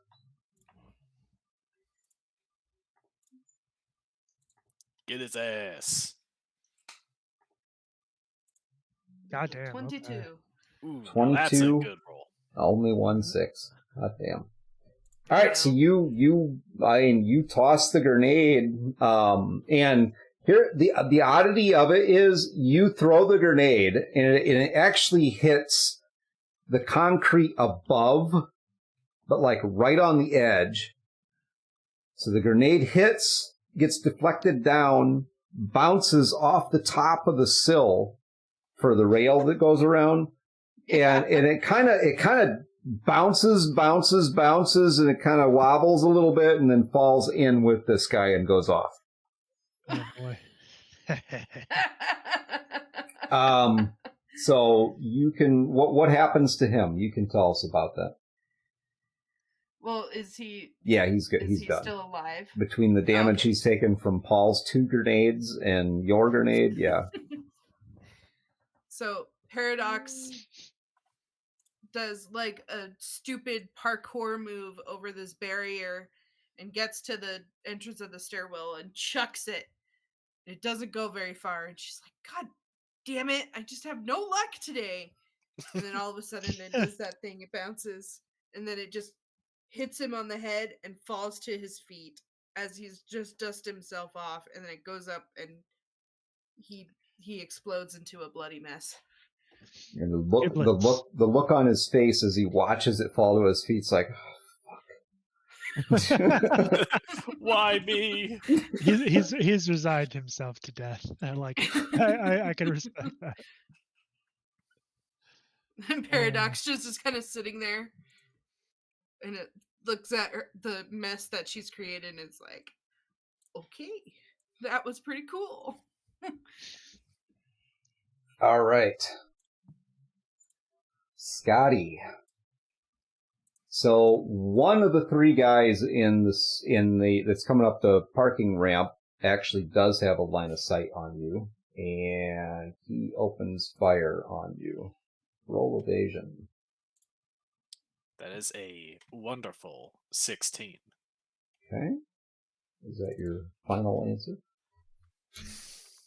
You know what? I'm gonna tempt Robot again. You know what? I'll say that is my final answer. Go ahead. Roll another double 6s at me. My man's trying to die. Next clone to come back is not Paradox this time. Oh my god. 27 points. Oh 27. my god. Oh, like that was auto fire? Okay, that changes. Oh, okay. Like, you gotta tell me what you're shooting at. I did say that he opened fire on you, but I didn't say auto fire. But yeah, it's auto fire. If you would like to burn your luck, though, I will let you. I'd be happy to burn my luck on that. Go for it. I'm gonna burn. Let's see. Get all that luck out of the way. 20. Okay. So you just barely evade that. So you can tell this guy's like behind you, by the way. So you can tell us what that looks like. All right. So Scotty just He gets the closest thing that you could equate to this would be like a spidey sense. Just gets a little like a tingle back of his neck, and he could just tell that someone's about to open fire. So he just like dives into some cover between some cars that end up taking the bullets for him. Just imagine the Geico commercial now. All right, and it's your turn. All right, so Scotty's going to I can't remember. Does putting poison on a weapon take a turn to do so? Yeah. Okay. Well, I guess in this case, he's gonna, kind of staying in cover, trying to get as safe as he can be for the time being between the cars. He's gonna take out his combat knife and smear some biotoxin on it. Just muttering to himself like, "I gotta get that bat fixed." All right.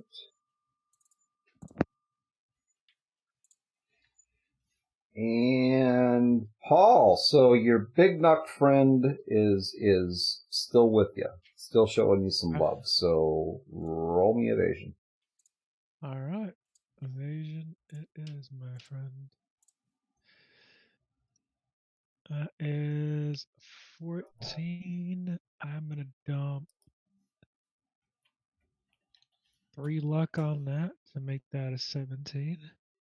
Okay, you just got 2 more luck points added for you if you want to use them. Or are you going to stick with the 17? I'm gonna use the luck and make that a 19. Okay. So first attack misses. Roll evasion for the second one.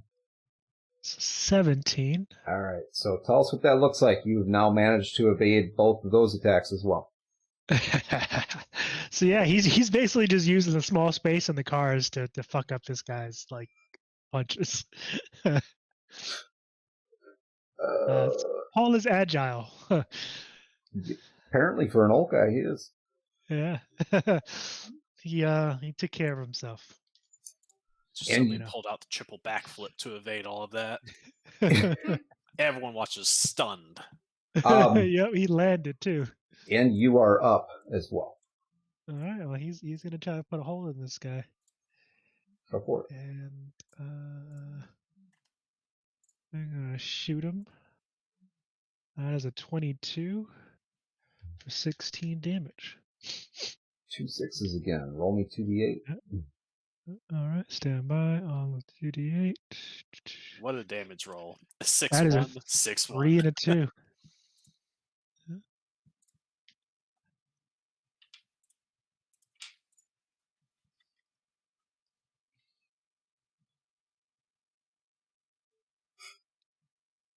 All right, so you actually catch him right in the chest. I mean, like right in the solar plexus. Just knocks him back. He's got some pretty good armor on, but you definitely got through his armor. So that hurt. All right. Sucking chest wound from the sounds of it, or broken ribs. No, neither one of those. Neither one of those? Oh, No. okay. And Just gave him a good old ouchie. Yeah. Ring. Ring's gonna try a single shot at the same guy whose arm she fucked up. Okay, so you're focused on that guy. First, before you do that, I'm going to have you roll evasion because you are also getting attacked. Okay. 18. Okay, is that your final answer? I'll burn 2 luck and make it a 20. Hey, just because I asked that question doesn't mean I'm not telling you that you're hit. Okay, I know. I'm just asking that question. It feels like it. I don't know. It's just super sus when you ask It's like, that question. are you sure about that? I'm gonna go ahead and burn the 2 luck and make it a 20. All right, so mind games. He is. He's really very, very much is playing mind games. So this guy takes a shot at you, and it misses. You can tell us what that looked like, or you can go with your turn. I mean, she's ducked behind cover, so she's just staying down and just kind of watches this bullet go flying over. Okay. And then she's gonna pop up and try to shoot Who are you shooting? the guy that she shot previously. He's Okay. still standing. Go for it. Yep, he's still standing there screaming. 17. All right, that will Another double 6. Take out the other arm. That will take him. That'll take him down. So, Yes. what? Tell us what that looks like. So after said individual that tried to shoot her, she focuses in on the guy that destroyed Scotty's monoblade and that she fucked his arm up early. And she just focuses right in on his head and just lets loose and just watches him drop. And then she goes, "There you go, kid. Payback's done." Thanks, Ring. And then she'll drop back down behind cover. All right. Paradox. 2 of these guys that are coming up the ramp are moving up on you. Are any of my buddies in the way? No, you're when you moved over by the wall to look out, you kind of separated yourself from the rest of the group. So you're the closest one for them to attack. One of them moved off to attack Scotty. And the other 2 are coming for you. And What's the range of a grenade? Like the radius? boy, that would be tricky to try and catch them and not yourself, because it depends on the they're type too of grenade. close? Yeah. And Okay. the concussion is going to get you regardless. Okay. Never mind then. Indeed. Well, she is You're- going to let You're her kind of wolvers- crazy. I mean, you could do whatever you want. But That's true, but you Paradox Blow know, herself doesn't up. last very long. how many paradoxes does it take? Anyway, yeah, she's gonna let her wolvers out. all right. 2 attacks. Yep, 1 to each. Roll.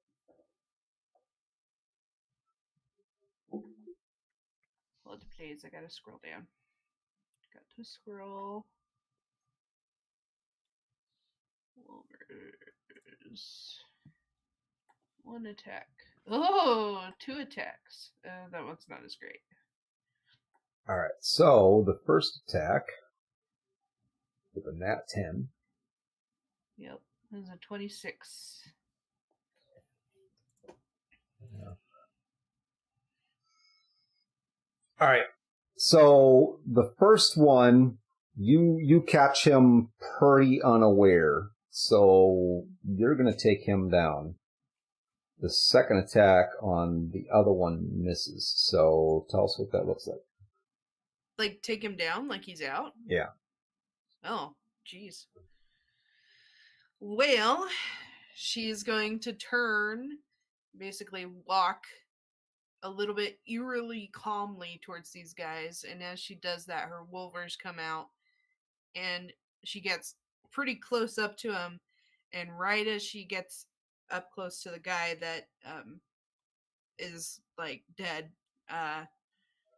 she just takes her wolvers and just slams it up into his chest to take his heart out. Not like take it out, but like just Right. stop his heart. Yeah. Shot in heart. Okay. Yep. All right. And she tries to take a swipe at this other guy, but she miscalculated. Scotty. Yeah. You dodged out of the way of that auto fire and felt pretty good about that. And just as you're like lifting yourself up off the ground and you look and you see a grenade. Roll evasion. Oh boy. Hit. How much? Oh no, why? It's Oh a nat one. no! How much health do you have left? I Oh have no! plenty of health. Oh boy! Okay. You're also currently tucked down in between two automobiles. I mean- Bad day. Well, I think he's about to have a bad Bad day, my friend. day. Oof. She's about to wake up in a very cold room. Do you have any? Yo, do you for have real? any? Do you have any luck that you can use? I have like one luck, One but luck? I don't think that's gonna have much of an effect. Not with a nat one, no. You know what? Um, This thing's just gonna roll Don't all say I one never for damage. gave you anything. It's gonna be a dud. Just watch. It's gonna be a dud. We've thrown plenty of duds. Given your nat one, that's 28 points of damage. Blah. Okay. Minus my armor. Okay, that's 14. Not terrible. Not terrible. Okay, so now, are you ready for the two automobiles that are subsequently going to explode? You got a I don't know. plus This sounds 2. like an odd or even first. You What got a can I plus- say? No. I'll give you You that. got a plus 2 luck there, buddy. Just I will in give you case that. you wanna try. Odd or Alright. even? Even Steven, let's go. No. Can I use a luck on that roll? I got more luck. I could use Well, my luck on that. let's start with this. So, okay, you look and you see this grenade, and I mean, it's like you just see the grenade. There's like a second there. So, tell us what happens. Oh my god, poor Scotty. So he just barely escaped that barrage of auto fire by taking cover behind these cars. Like he's having a time of it right now because his sword broke the very first time he ever attempted to use it. He barely dodged getting riddled with bullets, and then as soon as like that auto fire just hail of bullets stops, he just sees a grenade kind of just roll into view. He's like, the wizard's curse.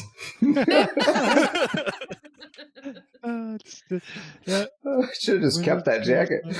I was gonna say, yeah, you should just kept the jacket at Maybe this the point. curse Shit. is that you meant to have it, and you put it back. I don't know. The wizard's curse seems to be persisting right now. Oh man. All right, That's so rough. you three others, you know, everybody's kind of in the heat of battle. You hear an explosion that you know independently that you know you didn't cause, and it's a pretty decent explosion. It's definitely a grenade, and then you hear two subsequent explosions, which are much bigger, and all of you are knocked prone. That's all you got for right this minute. So, Paul, you and the guy who was just trying to punch you that you shot in the chest are both knocked down by this. Yeah, I mean, like all the windows in the cars. I mean, that was a big. It's actually 3 blasts, but the 2 automobiles basically went up at the same time. Gotcha. So here you are, banged up, Ears ringing. ears ringing. He still has his weapon in his hand, and the Yep. guy's prone. He's just gonna shoot him from prone. I'm gonna. Each one of you guys is gonna take, except for you, Scotty. But each one of you guys is gonna take 5 damage for the concussive. Okay. Directly to Force. the health. I believe I'm taking Yeah, no directly- damage from that. Directly to Wowee. force. Directly to your health. All right, there we go. So down to 45. Okay. So yeah, Paul's just his bell's rung, but yeah, he's a seasoned vet there. So he levels his weapon at the guy and shoots him from prone. Give me a roll. All right. So that is a 16. I am tossed 3 luck on that to make that a 19. All right, you take him down. Okay, he literally shot him right between the legs. Oh. Taking a note from Ring's book. He shot right between Wow. right in the purse, right in the coin purse. Wow. Can't believe you do that. Okay. So you shoot him right between the legs. All right. So there's that one down. Are you gonna continue to lay there, or are you gonna get up? No, he gets up. He holsters his sidearm and grabs the duffel bag with the shotgun and the grenades, and he's gonna start moving kind of towards that blast. Okay. Well, you don't have far to go because it's like right 30 there. feet away. Yeah. I mean, this whole thing is fire and smoke and chaos at this point. Gotcha. Okay. Ring, you as well as the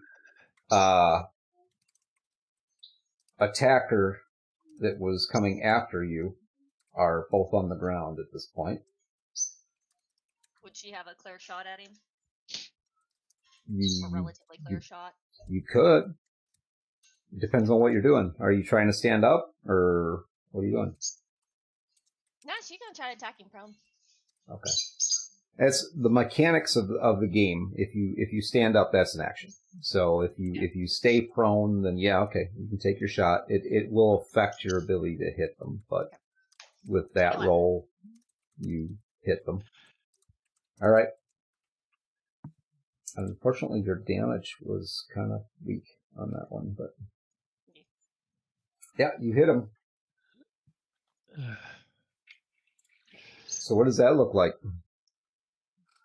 So she takes a second kind of to get herself sorted out after, getting knocked on her ass.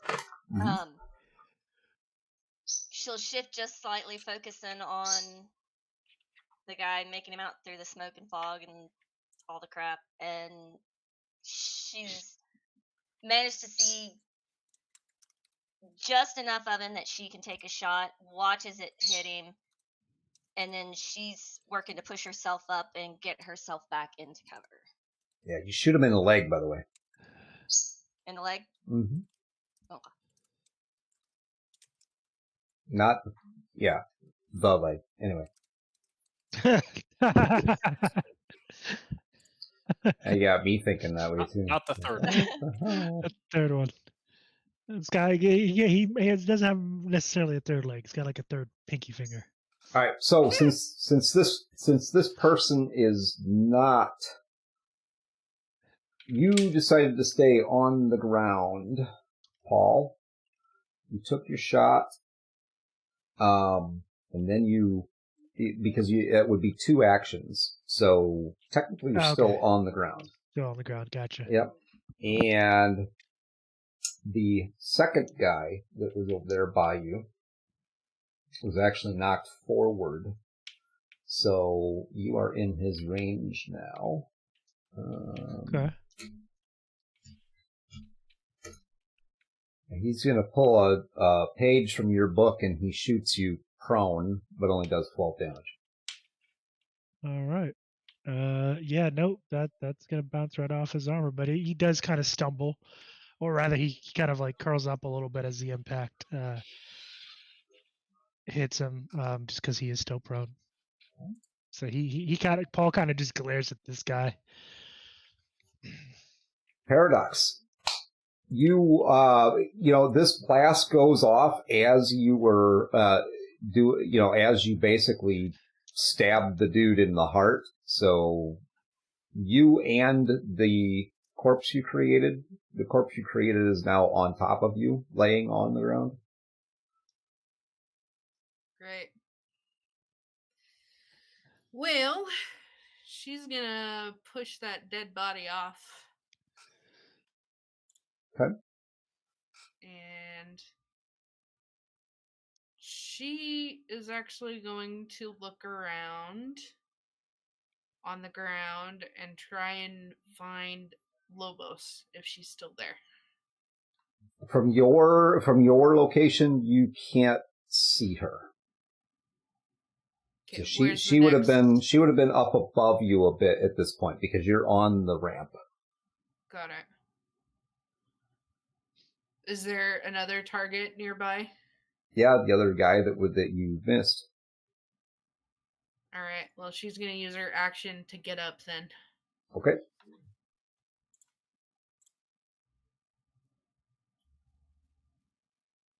All right. Scotty. Yes. Okay, so now I am going to have you apply that 5 damage to you.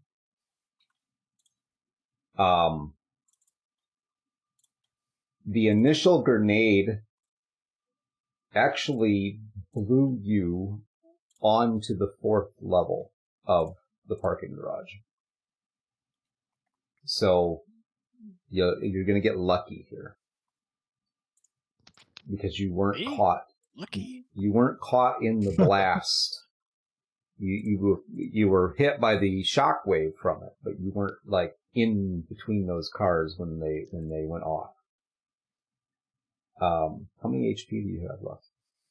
At this point, I just applied the 5 damage that you just said. Mm-hmm. So I'm at 30 HP. What? It's got How some. do y'all got have some so solid much HP? I have 45. All right. I have 50 total. Look, the shot I took first that injured me only did 1 damage, funny enough. So that explosion is the only other thing that's really damaged me so far. Alright, so you take 3 additional bleed damage. And you will continue to take that each turn until you get stabilized. Okay. But it is your turn. Okay, so he fell down. Yeah, So it's kind of like a level below. I wouldn't even call it fall. It's more like you took flight. So it ended up on the 4th level instead of the 5th with everyone else. Kind of between you know how those parking ramps, you got one level coming down, the other one going this way. Yeah. So yeah, that's where you're at is like right by where that ramp is at. So you basically got blown through the space onto the lower level. Okay, and is he able to see anyone from here? Like, assuming when he gets his bearings and picks his ass off the ground. Through the smoke and flames, you think that you can see somebody up on the 5th level. All right. You don't have direct access to get up there, though. You would have to move up the ramp or to this what's left of the stairs. Okay. The person that he sees, at least this kind of silhouette of, is it like the way of the ramp? No, it's back up in the area where Lobos would have been. Okay.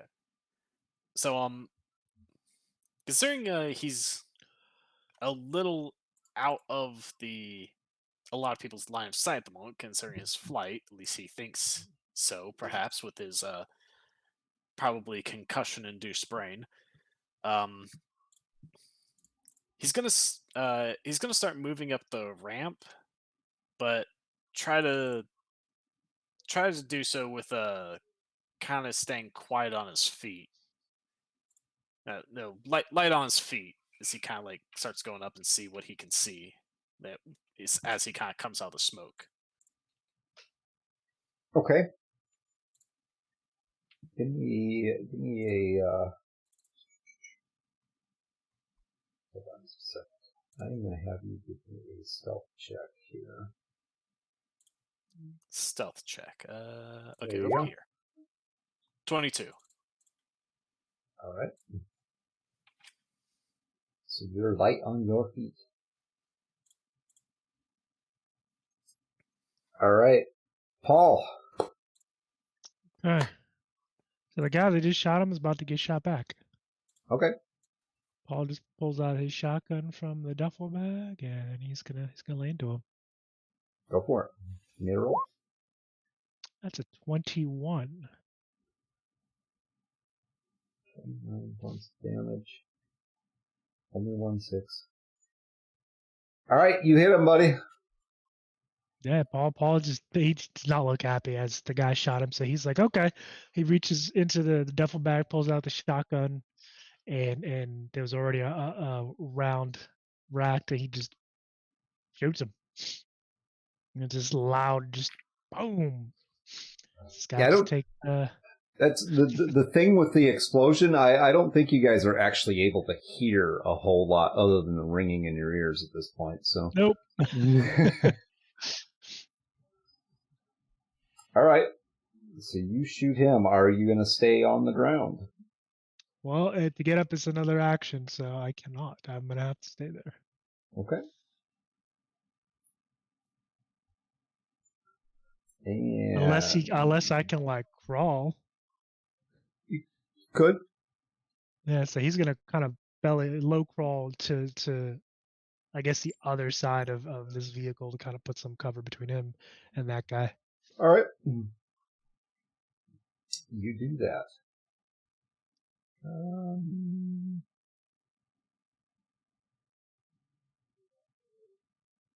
Ring. Roll perception for me.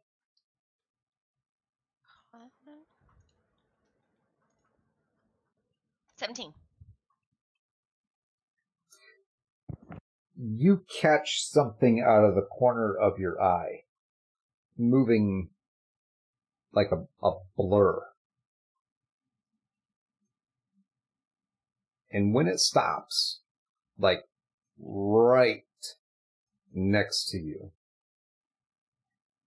you get this faint smell of like a lavender. Roll evasion twice, please. Oh, joy. Let's see. 18 and 16. Okay. So the first one, the 18, is that your final roll? Yes.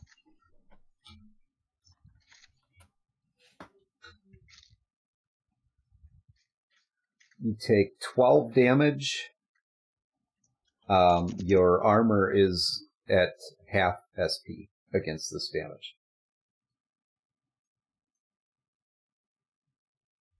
Okay. Second evasion at a 16, is that it? Mm-hmm. You take 10 more damage. Your armor is at a half SP. And each one of these strikes abates your armor by 1. Okay. You've just been stabbed twice. They're gonna hear her scream with that one. And it is your turn. And yes, it's this fast person who just moved up on you and stabbed you twice is Lobos. She can see her. Yeah, she's right in front of you. She's gonna try to put a shot on her. With what? Her rifle. Not at this range. In that case, rippers. So drop the rifle and go for the rippers. Drop the rifle. Okay. Give me an odd or even, please. Even.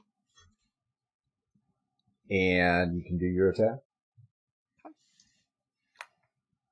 Oh. 14 and 18. Okay. And they both miss. Yeah, she's hurting a little bit, so not surprising. Nice try, though. Paradox. This guy who you just got up, he actually is getting up at the same time you are. So it is your turn.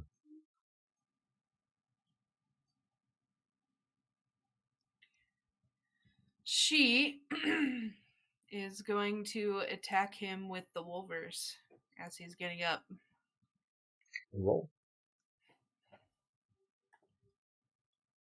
18 and 24. All right, with a nat 10. Yeah. Okay, so you just sliced and diced through this dude, so tell us what that looks like. So he's kind of hunched over as he's starting to get up. And she basically, is he wearing like a hat or a helmet or anything? Yeah, he had a cowboy hat on. That's like laying on the ground now, on the floor. Yeah. Well, she's just going to grab a hold of his hair, stab him in the stomach, and then slice him across the throat. Goddamn. Ruthless. She is ruthless, man. She's like the badass of the group here. All right. Well, I guess that takes care of his turn. Scotty, as you're, making your way up the ramp, you take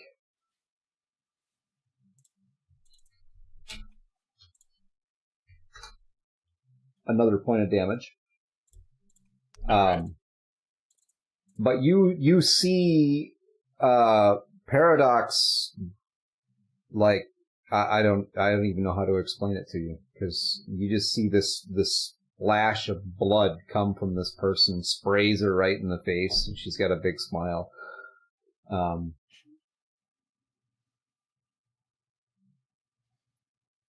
don't think that's abnormal at this What point. are you doing? That seems pretty on brand for Paradox. So, are there like any enemies that Scotty can see? There is one, yes, who I'm gonna player knowledge. He's the one that shot at you before. He's getting ready to shoot you again, but you see him. He's aiming at me right now? Well, he sees you and you see him. You also see Ring is being engaged by Lobos.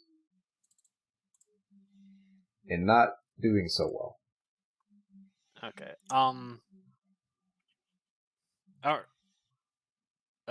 Which of them are kind of like within my running distance? The guy on the ramp with you. Okay, so Scotty's gonna charge at that guy with his poison knife. All right, roll.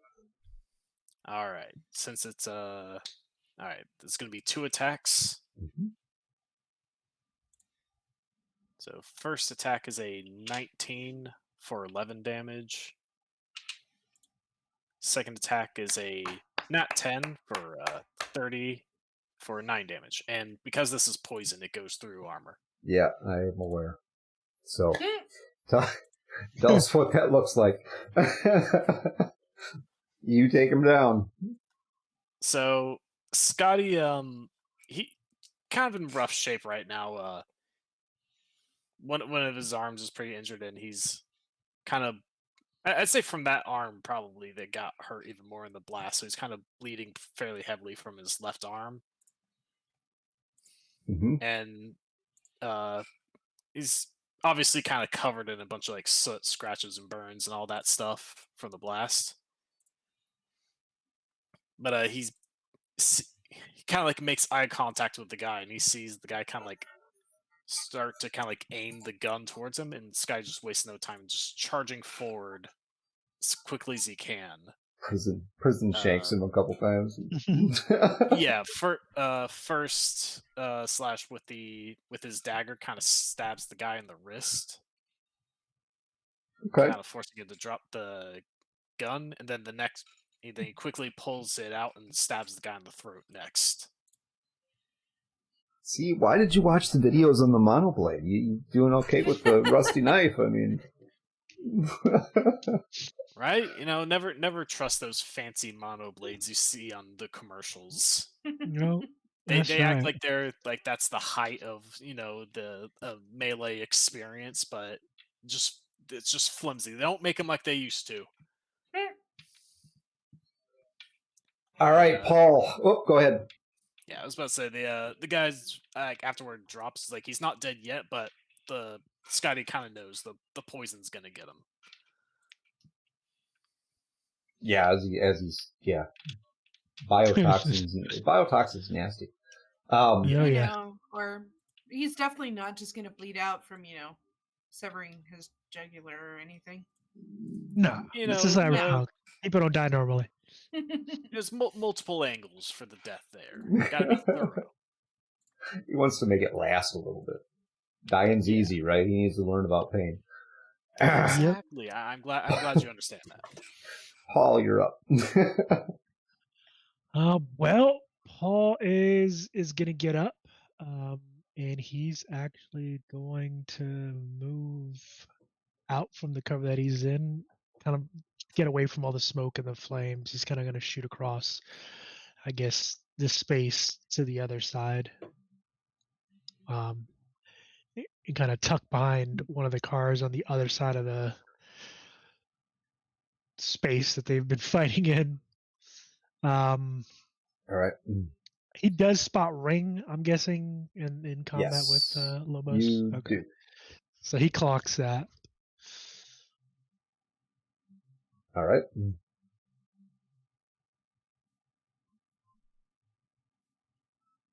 Ring, I'm sorry.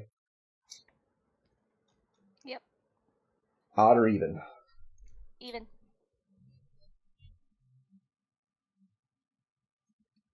All right, you go first. She's gonna attempt to try to hit her again with the rippers. Go for it. 18 and 17. Nope. Yeah, she's hurting pretty bad. I mean, she's hurting pretty bad. She's at 29 out of 55 health, so she's hurting pretty bad. Roll me an evasion, ma'am. Anybody want to help her? Yeah, I mean, We're waiting. Let's Just see what one? we got here. We got a luck right there. First attack, you evade. Roll again. You got some luck right there. Yeah, I think you have. Do you have 4 luck now? Or did you use the I've one got 3. before? I've got 3. Okay. Well, it's up to you. You got a 19. I'll go ahead and use the luck from Ring or from Paradox. All of save it? the one. I'm gonna save the one from Rob. Okay, all of it. So you're gonna use 2 points? Yeah. Yeah, I got. Might as well use 2 points. Okay. That's Well, I got entirely up 4. to you. Yeah, I got 4 from chat. So. Okay. A 20 evaded the first attack. You rolled a 19. Yeah, so if I use one of the CP lucks from Paradox, that'll put me. But you don't have 21. to. That's what I'm saying is you got +2 luck. It's not a +2 on the roll. It just gives you 2 luck. You don't have to use both. You don't have to use it all. You can use 1 luck if you want to. Oh, okay. Yeah. I'll use 2. That's fine. Make sure I can avoid it. All right. You evade both attacks. All right. So these guys are just exchanging blows here. It's like, type of thing, I guess. I imagine it's more epic than that, but Yeah. Yeah. Right now, I think Ring's just lucky to fucking avoid. Yeah, it's definitely it's a bit of a show. All right, Paradox, you're up. Well, you just watched Scotty rip up the third guy that was on the ramp, so all 3 of them are down. The guy in the stairwell's down. One of the guys that was after Paul is down. how far away is Paradox from Ring? You're probably a good 20, 25 feet. So you could move up on them. Yeah. we're gonna do that, and she's gonna keep her wolvers out and just go straight for Lobos. Okay. Roll.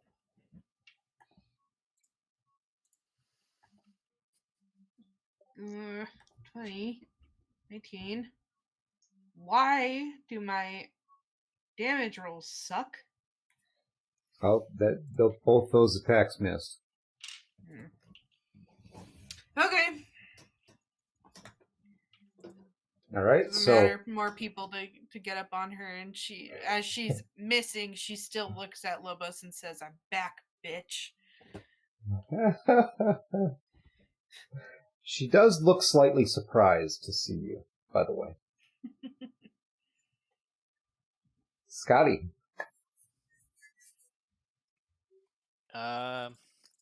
Yeah, I think Sky's probably going to join that little brawl. Okay. Try to overwhelm Lobos with just numbers.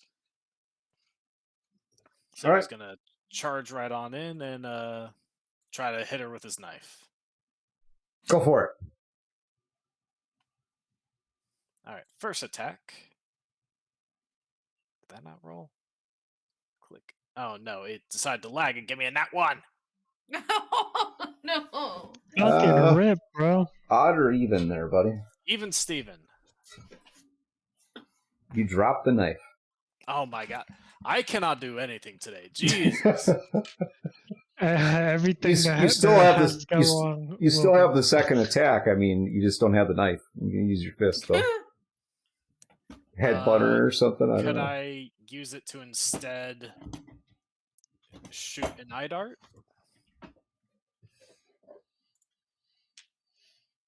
I'm gonna say no on that one. Well, I need something today. Come on. Scotty can't win, man. I really can't. Like nothing is coming up. I let you keep your life, man. I mean, come on. What else do you want? I'd come back anyway. Don't be so sure of that. What else do I even have? All my weapons are just being destroyed or lost. He's gonna pull his handgun and go for a shot with that. Okay, you can do that, or I would let you use that other attack to actually retrieve your knife. I'll retrieve the knife. Okay. All right, we've been all the way through those attacks, and there are 3 people now that are engaging Lobos in melee combat.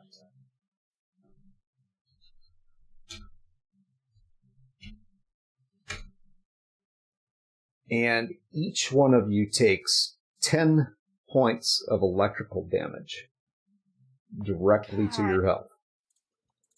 Me included. Okay, And you are knocked back. Fuck you, lady.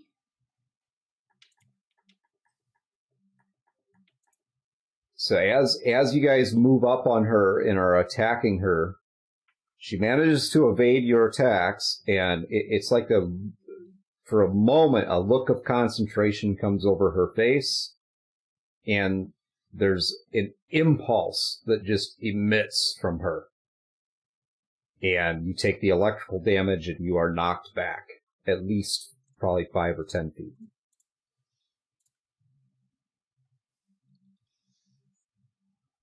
Paul, you're up. All right. But before we continue, I'm gonna shoot a speed heal to Ring. And then I'm gonna take a shot at Lobos. Go for it. That is a 20. Yep, it's 20. Do I got any luck? I don't know if I have any luck. Oh, let me check. Ring just picked up a whole shit ton of luck. That looks like. And speed heal.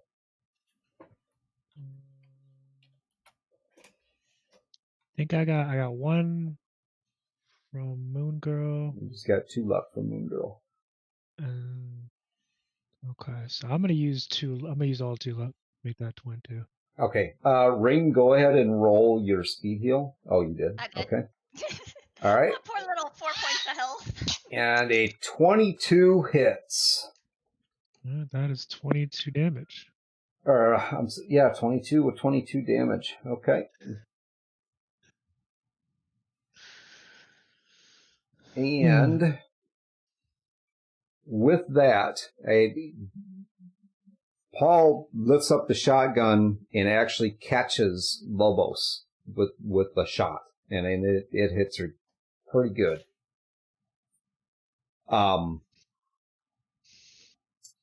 You guys see her. She raises her arm up like this, and her hand actually pops back, and a cable shoots out of her hand. Anchors Batman over here. Anchors itself. It's the grapple hand. Okay. Okay. Let me explain the 2 things I've used here. The grapple hand. She's going to use the grapple hand to escape, basically. And the shock is actually it's a BioWare piece that she can emit when in combat like that. Anybody who engages her in melee combat, she can use that BioWare piece to emit that electrical pulse. It's not something that it only you can use it once, basically, in a combat turn or a combat round. But yeah, that's why I was happy to have all 3 of you guys go ahead and jump on her. Fantastic. Thanks. But yes, she is going to use this opportunity to bug out on you. This skedaddle. Yeah. So she uses the grapple hook, locks that sucker into the concrete, and basically runs and jumps off the side of this parking garage. And it's long enough that it will allow her to drop about 3 floors. So she basically repels herself for 3 floors under you in one turn. Gotcha. Okay. So she's gone. Any of the other 6th Street goons still alive? The one that you shot on the ground is still there. Otherwise, you've taken down all of them. Okay. 7 of the 8. Cool. You were worried. All right, so if you guys have the choice, you can pursue her. Raiders! Oh, thank you guys. Thanks, Tide Pool of Dreams. Tide Pool of Dreams. Welcome in, Raiders. Fantastic. Thank you. Nice to see everybody. Yeah. Blue boy. Welcome. Welcome in. Unfortunately, we're getting to a point here where we're probably just wrapping up. Yeah. Oh no! But thank you. Absolutely. Thank you guys for coming in. And well, so you guys have a choice. You can pursue her, or you can try to pursue her. I mean, she's 3 floors below you at this point. Gotcha. Well, before Paul goes off in pursuit, he is going to kill that last 6th Street guy. No one's leaving here alive. All right, so tell us, to kill him. Tell us what this looks like then, since you're gonna do this murderous Paul act. pulls another grenade from his duffel bag and kind of walks over to the guy that he's assuming is probably still prone. Yes. Grabs him by the scruff of his neck and shoves the grenade in his mouth after pulling the pin and throws him off the side of the building. God damn, bro. I thought you said you were going to kill him, not like Obliterate him? First of all, that was just cruel and unusual punishment. They tried to kill him. He ain't getting his lo mein, nor is he getting his beer. They just got in the way of his plans. He doesn't appreciate that. I mean, to be fair, they also damn near killed Ring, so. They killed a lot. They almost And- killed a lot of people. And Scotty. And Scotty, Yeah. like he's not happy.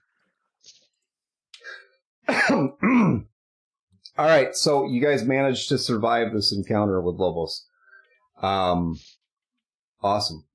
You are, I believe you're all pretty beat up at this point. Actually, Paul's doing all right. He only lost Shut 5 up, health. Paul. He only lost Oh. 5 health. Don't worry, you'll have your Wow. time next time we fight. Meanwhile, Next time Wow. they're gonna pick on Paul next time. You Scotty, guys, what's your health at?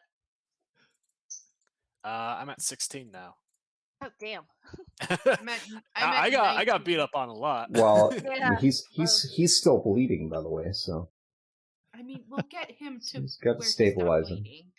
I mean, Paul can stabilize him. He has a paramedic and first aid, so he can stabilize him. Ring's just But gonna damn. kind of shake a little bit and then drop to her ass and be like, I'm fucking done. I'm going home. I'm going to bed. Fuck you all.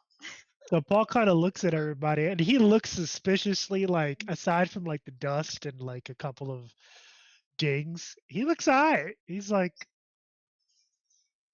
do y'all just like run into the bullets? Paradox. In case you just- didn't notice, my ass got blown halfway across this parking garage. Okay? You talk shit next time when you get grenades thrown at you. Ring kind of Paradox. eyes her rifle, and she's looking at Paul, looks back at the rifle, looks at Paul, and looks back at the rifle, picks it up, aims it at him, and says, yeah, say that one more fucking time, asshole. I mean, I did help you out. So if you want to shoot the guy that saved your life, feel free. I'm just saying. Look, Yeah, Yeah, guys where gotta. was the help when the bitch was trying to fucking rip my throat out? I was over there getting shot at by that guy that I just threw off the building. Yeah, Look. so I was fucking unable to get away from her, and you said I run towards it. Yep, well, fuck yourself. Look, let's get out of here before the badgers come. They'll be here any minute. Let's get in the Ah, truck yeah. and get out of Okay. here, assuming you guys didn't blow up the road. He's Paul's looking around to make sure that the ramp leading to the lower levels is still intact. Mostly. Yeah. The Okay. stairwell has taken 3 grenades now, so I'm sure you're not using that. Probably not. Paradox is going to see if her lime green truck survived. A lime green truck. They've been driving around in a fucking lime green truck. Yes. Nobody ever Fucking asked. kidding. I forgot it was lime green. Maybe that's why Fucking horrendous. I feel like that's why Paul doesn't want to drive it. Probably not. Ring's just gonna lower the rifle and it's like, Paradox, little fucking help over here, please. Yeah. 1 second, my car. Bitch, get your ass over here. She's still looking for the truck. Yeah, I it mean, was. You can't find a lime green truck. It wasn't one of the vehicles that you guys blew up. We'll put it that way. Okay, good.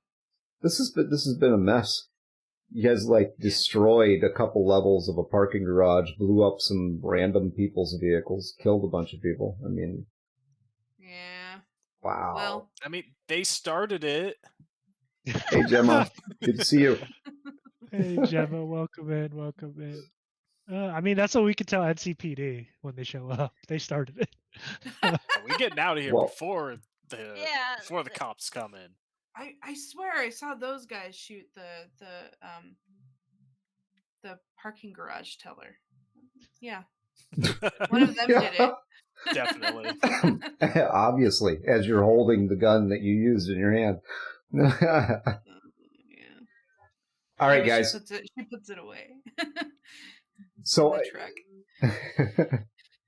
that's our mayhem for tonight. Thank you very much for everybody who joined us this evening for episode 22 of the BOR, which is a Cyberpunk Red. It's a hybrid game that we created using Cyberpunk Red.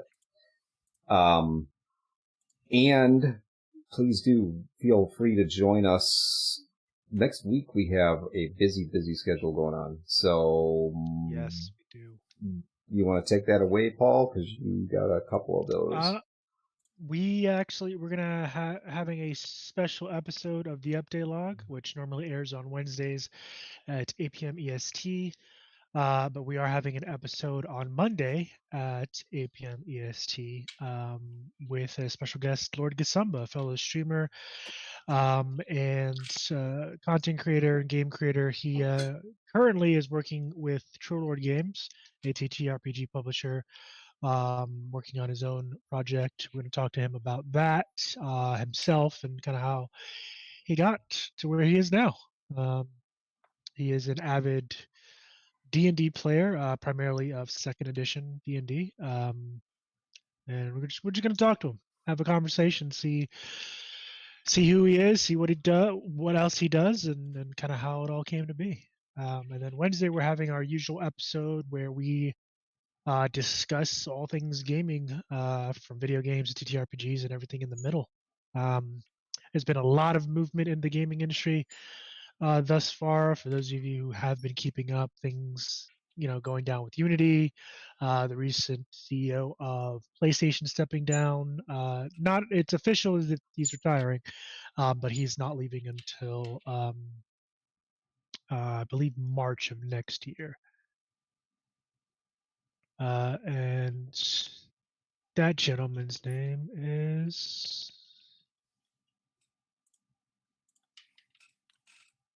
Jim Ryan. There we go. I have to remember his name. Yeah, Jim Ryan, who is the CEO of Sony PlayStation, will be stepping down as of next year, March, I believe, is the official day. But yeah, well, you can hear more about that on Wednesday. Back over to you, Greg. Awesome. Thank you very much for that. And then Thursday, we have a very special stream going on. Matt, you want to tell us what's happening Thursday? Yeah, so Thursday, we're going to be playing a tabletop RPG called Pirate Borg, created by one Luke Stratton, who is going to be one of the players. And so, very special guest with him.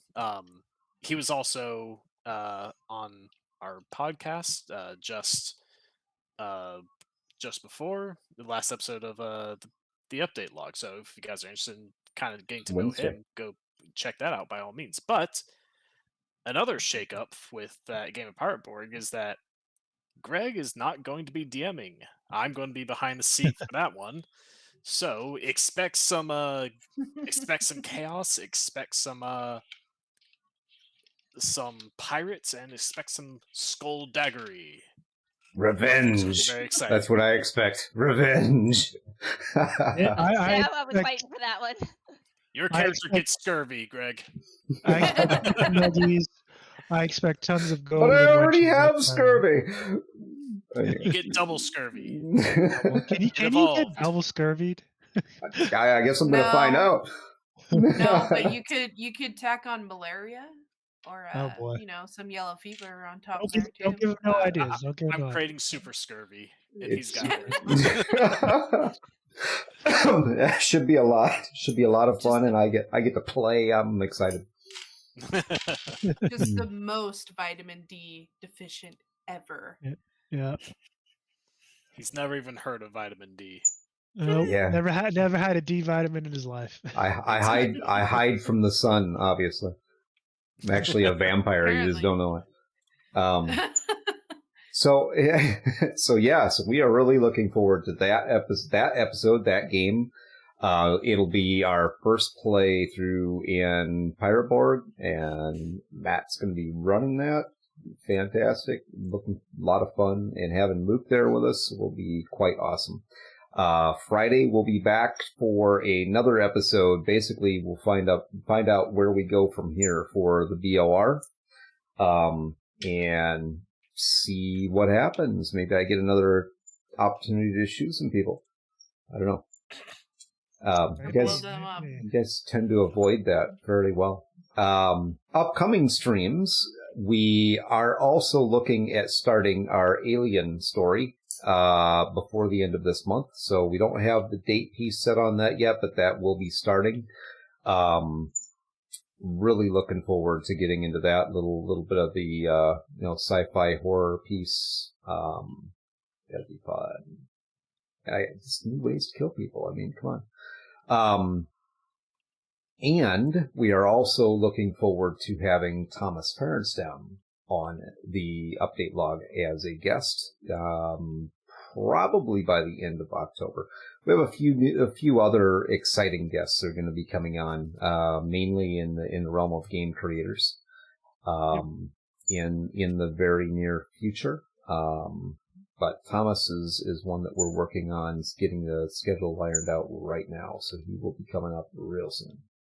And for those of you who don't know, Thomas is one of the co-founders and current CEO of Free League Press, which is one of the largest, if not the largest, game TTRPG/game publishing companies out in Europe. Lots of really, really interesting games coming out of there. Yeah. Tales from the Loop, Alien, Blade Runner, Dragon's Bane, Mark Borg, Pirate Borg, Cyborg. Yep. Lots of Borg. A lot of Borg. Yeah, there's a lot of Borg. The One Ring. Resistance is futile. Pretty They've much. got a lot of games. I think they just also finished the Kickstarter for an addition to the One Ring. So and later this year, as soon as we get access to it, we will be doing a test run of their new RPG, which is supposed to be coming out one of the new RPGs is supposed to be coming out in November. The Walking Dead. Oh, that's going to be a fun one. Well, yes, I'm all about it. I want to do that. Yeah. I was a huge fan of The Walking Dead when I was a teenager. So. All right. I'll be that guy that hides the bite from everyone else. Don't worry. There's always got to be one. Don't worry. I'll do it. I do not doubt that at all. That's how every zombie story goes. There's going to be that one guy, like, everyone's going to think they're safe. They got their settlement secured and stuff. There's gonna be that one guy who hides the bite, and then that's what causes everything to go to shit. Yeah, of course it'll be. It's a dirty job, but someone's got to do it. Of course it's gonna be you. All right, guys. I think we're going to go visit a friend of ours, Little Bones, with the raid tonight. Thank you, everybody, for being here tonight. Look forward to seeing you again. If you haven't followed us, please remember to follow us before you take off tonight. Thank you to the players for being here tonight. And everybody have a fantastic evening. Yep. Adios, guys. See you guys next week. And thank you for the follow, Blue Boy. Absolutely. Raid in 3, 2, 1, and here we go. Good night, everybody. Good night. Good night.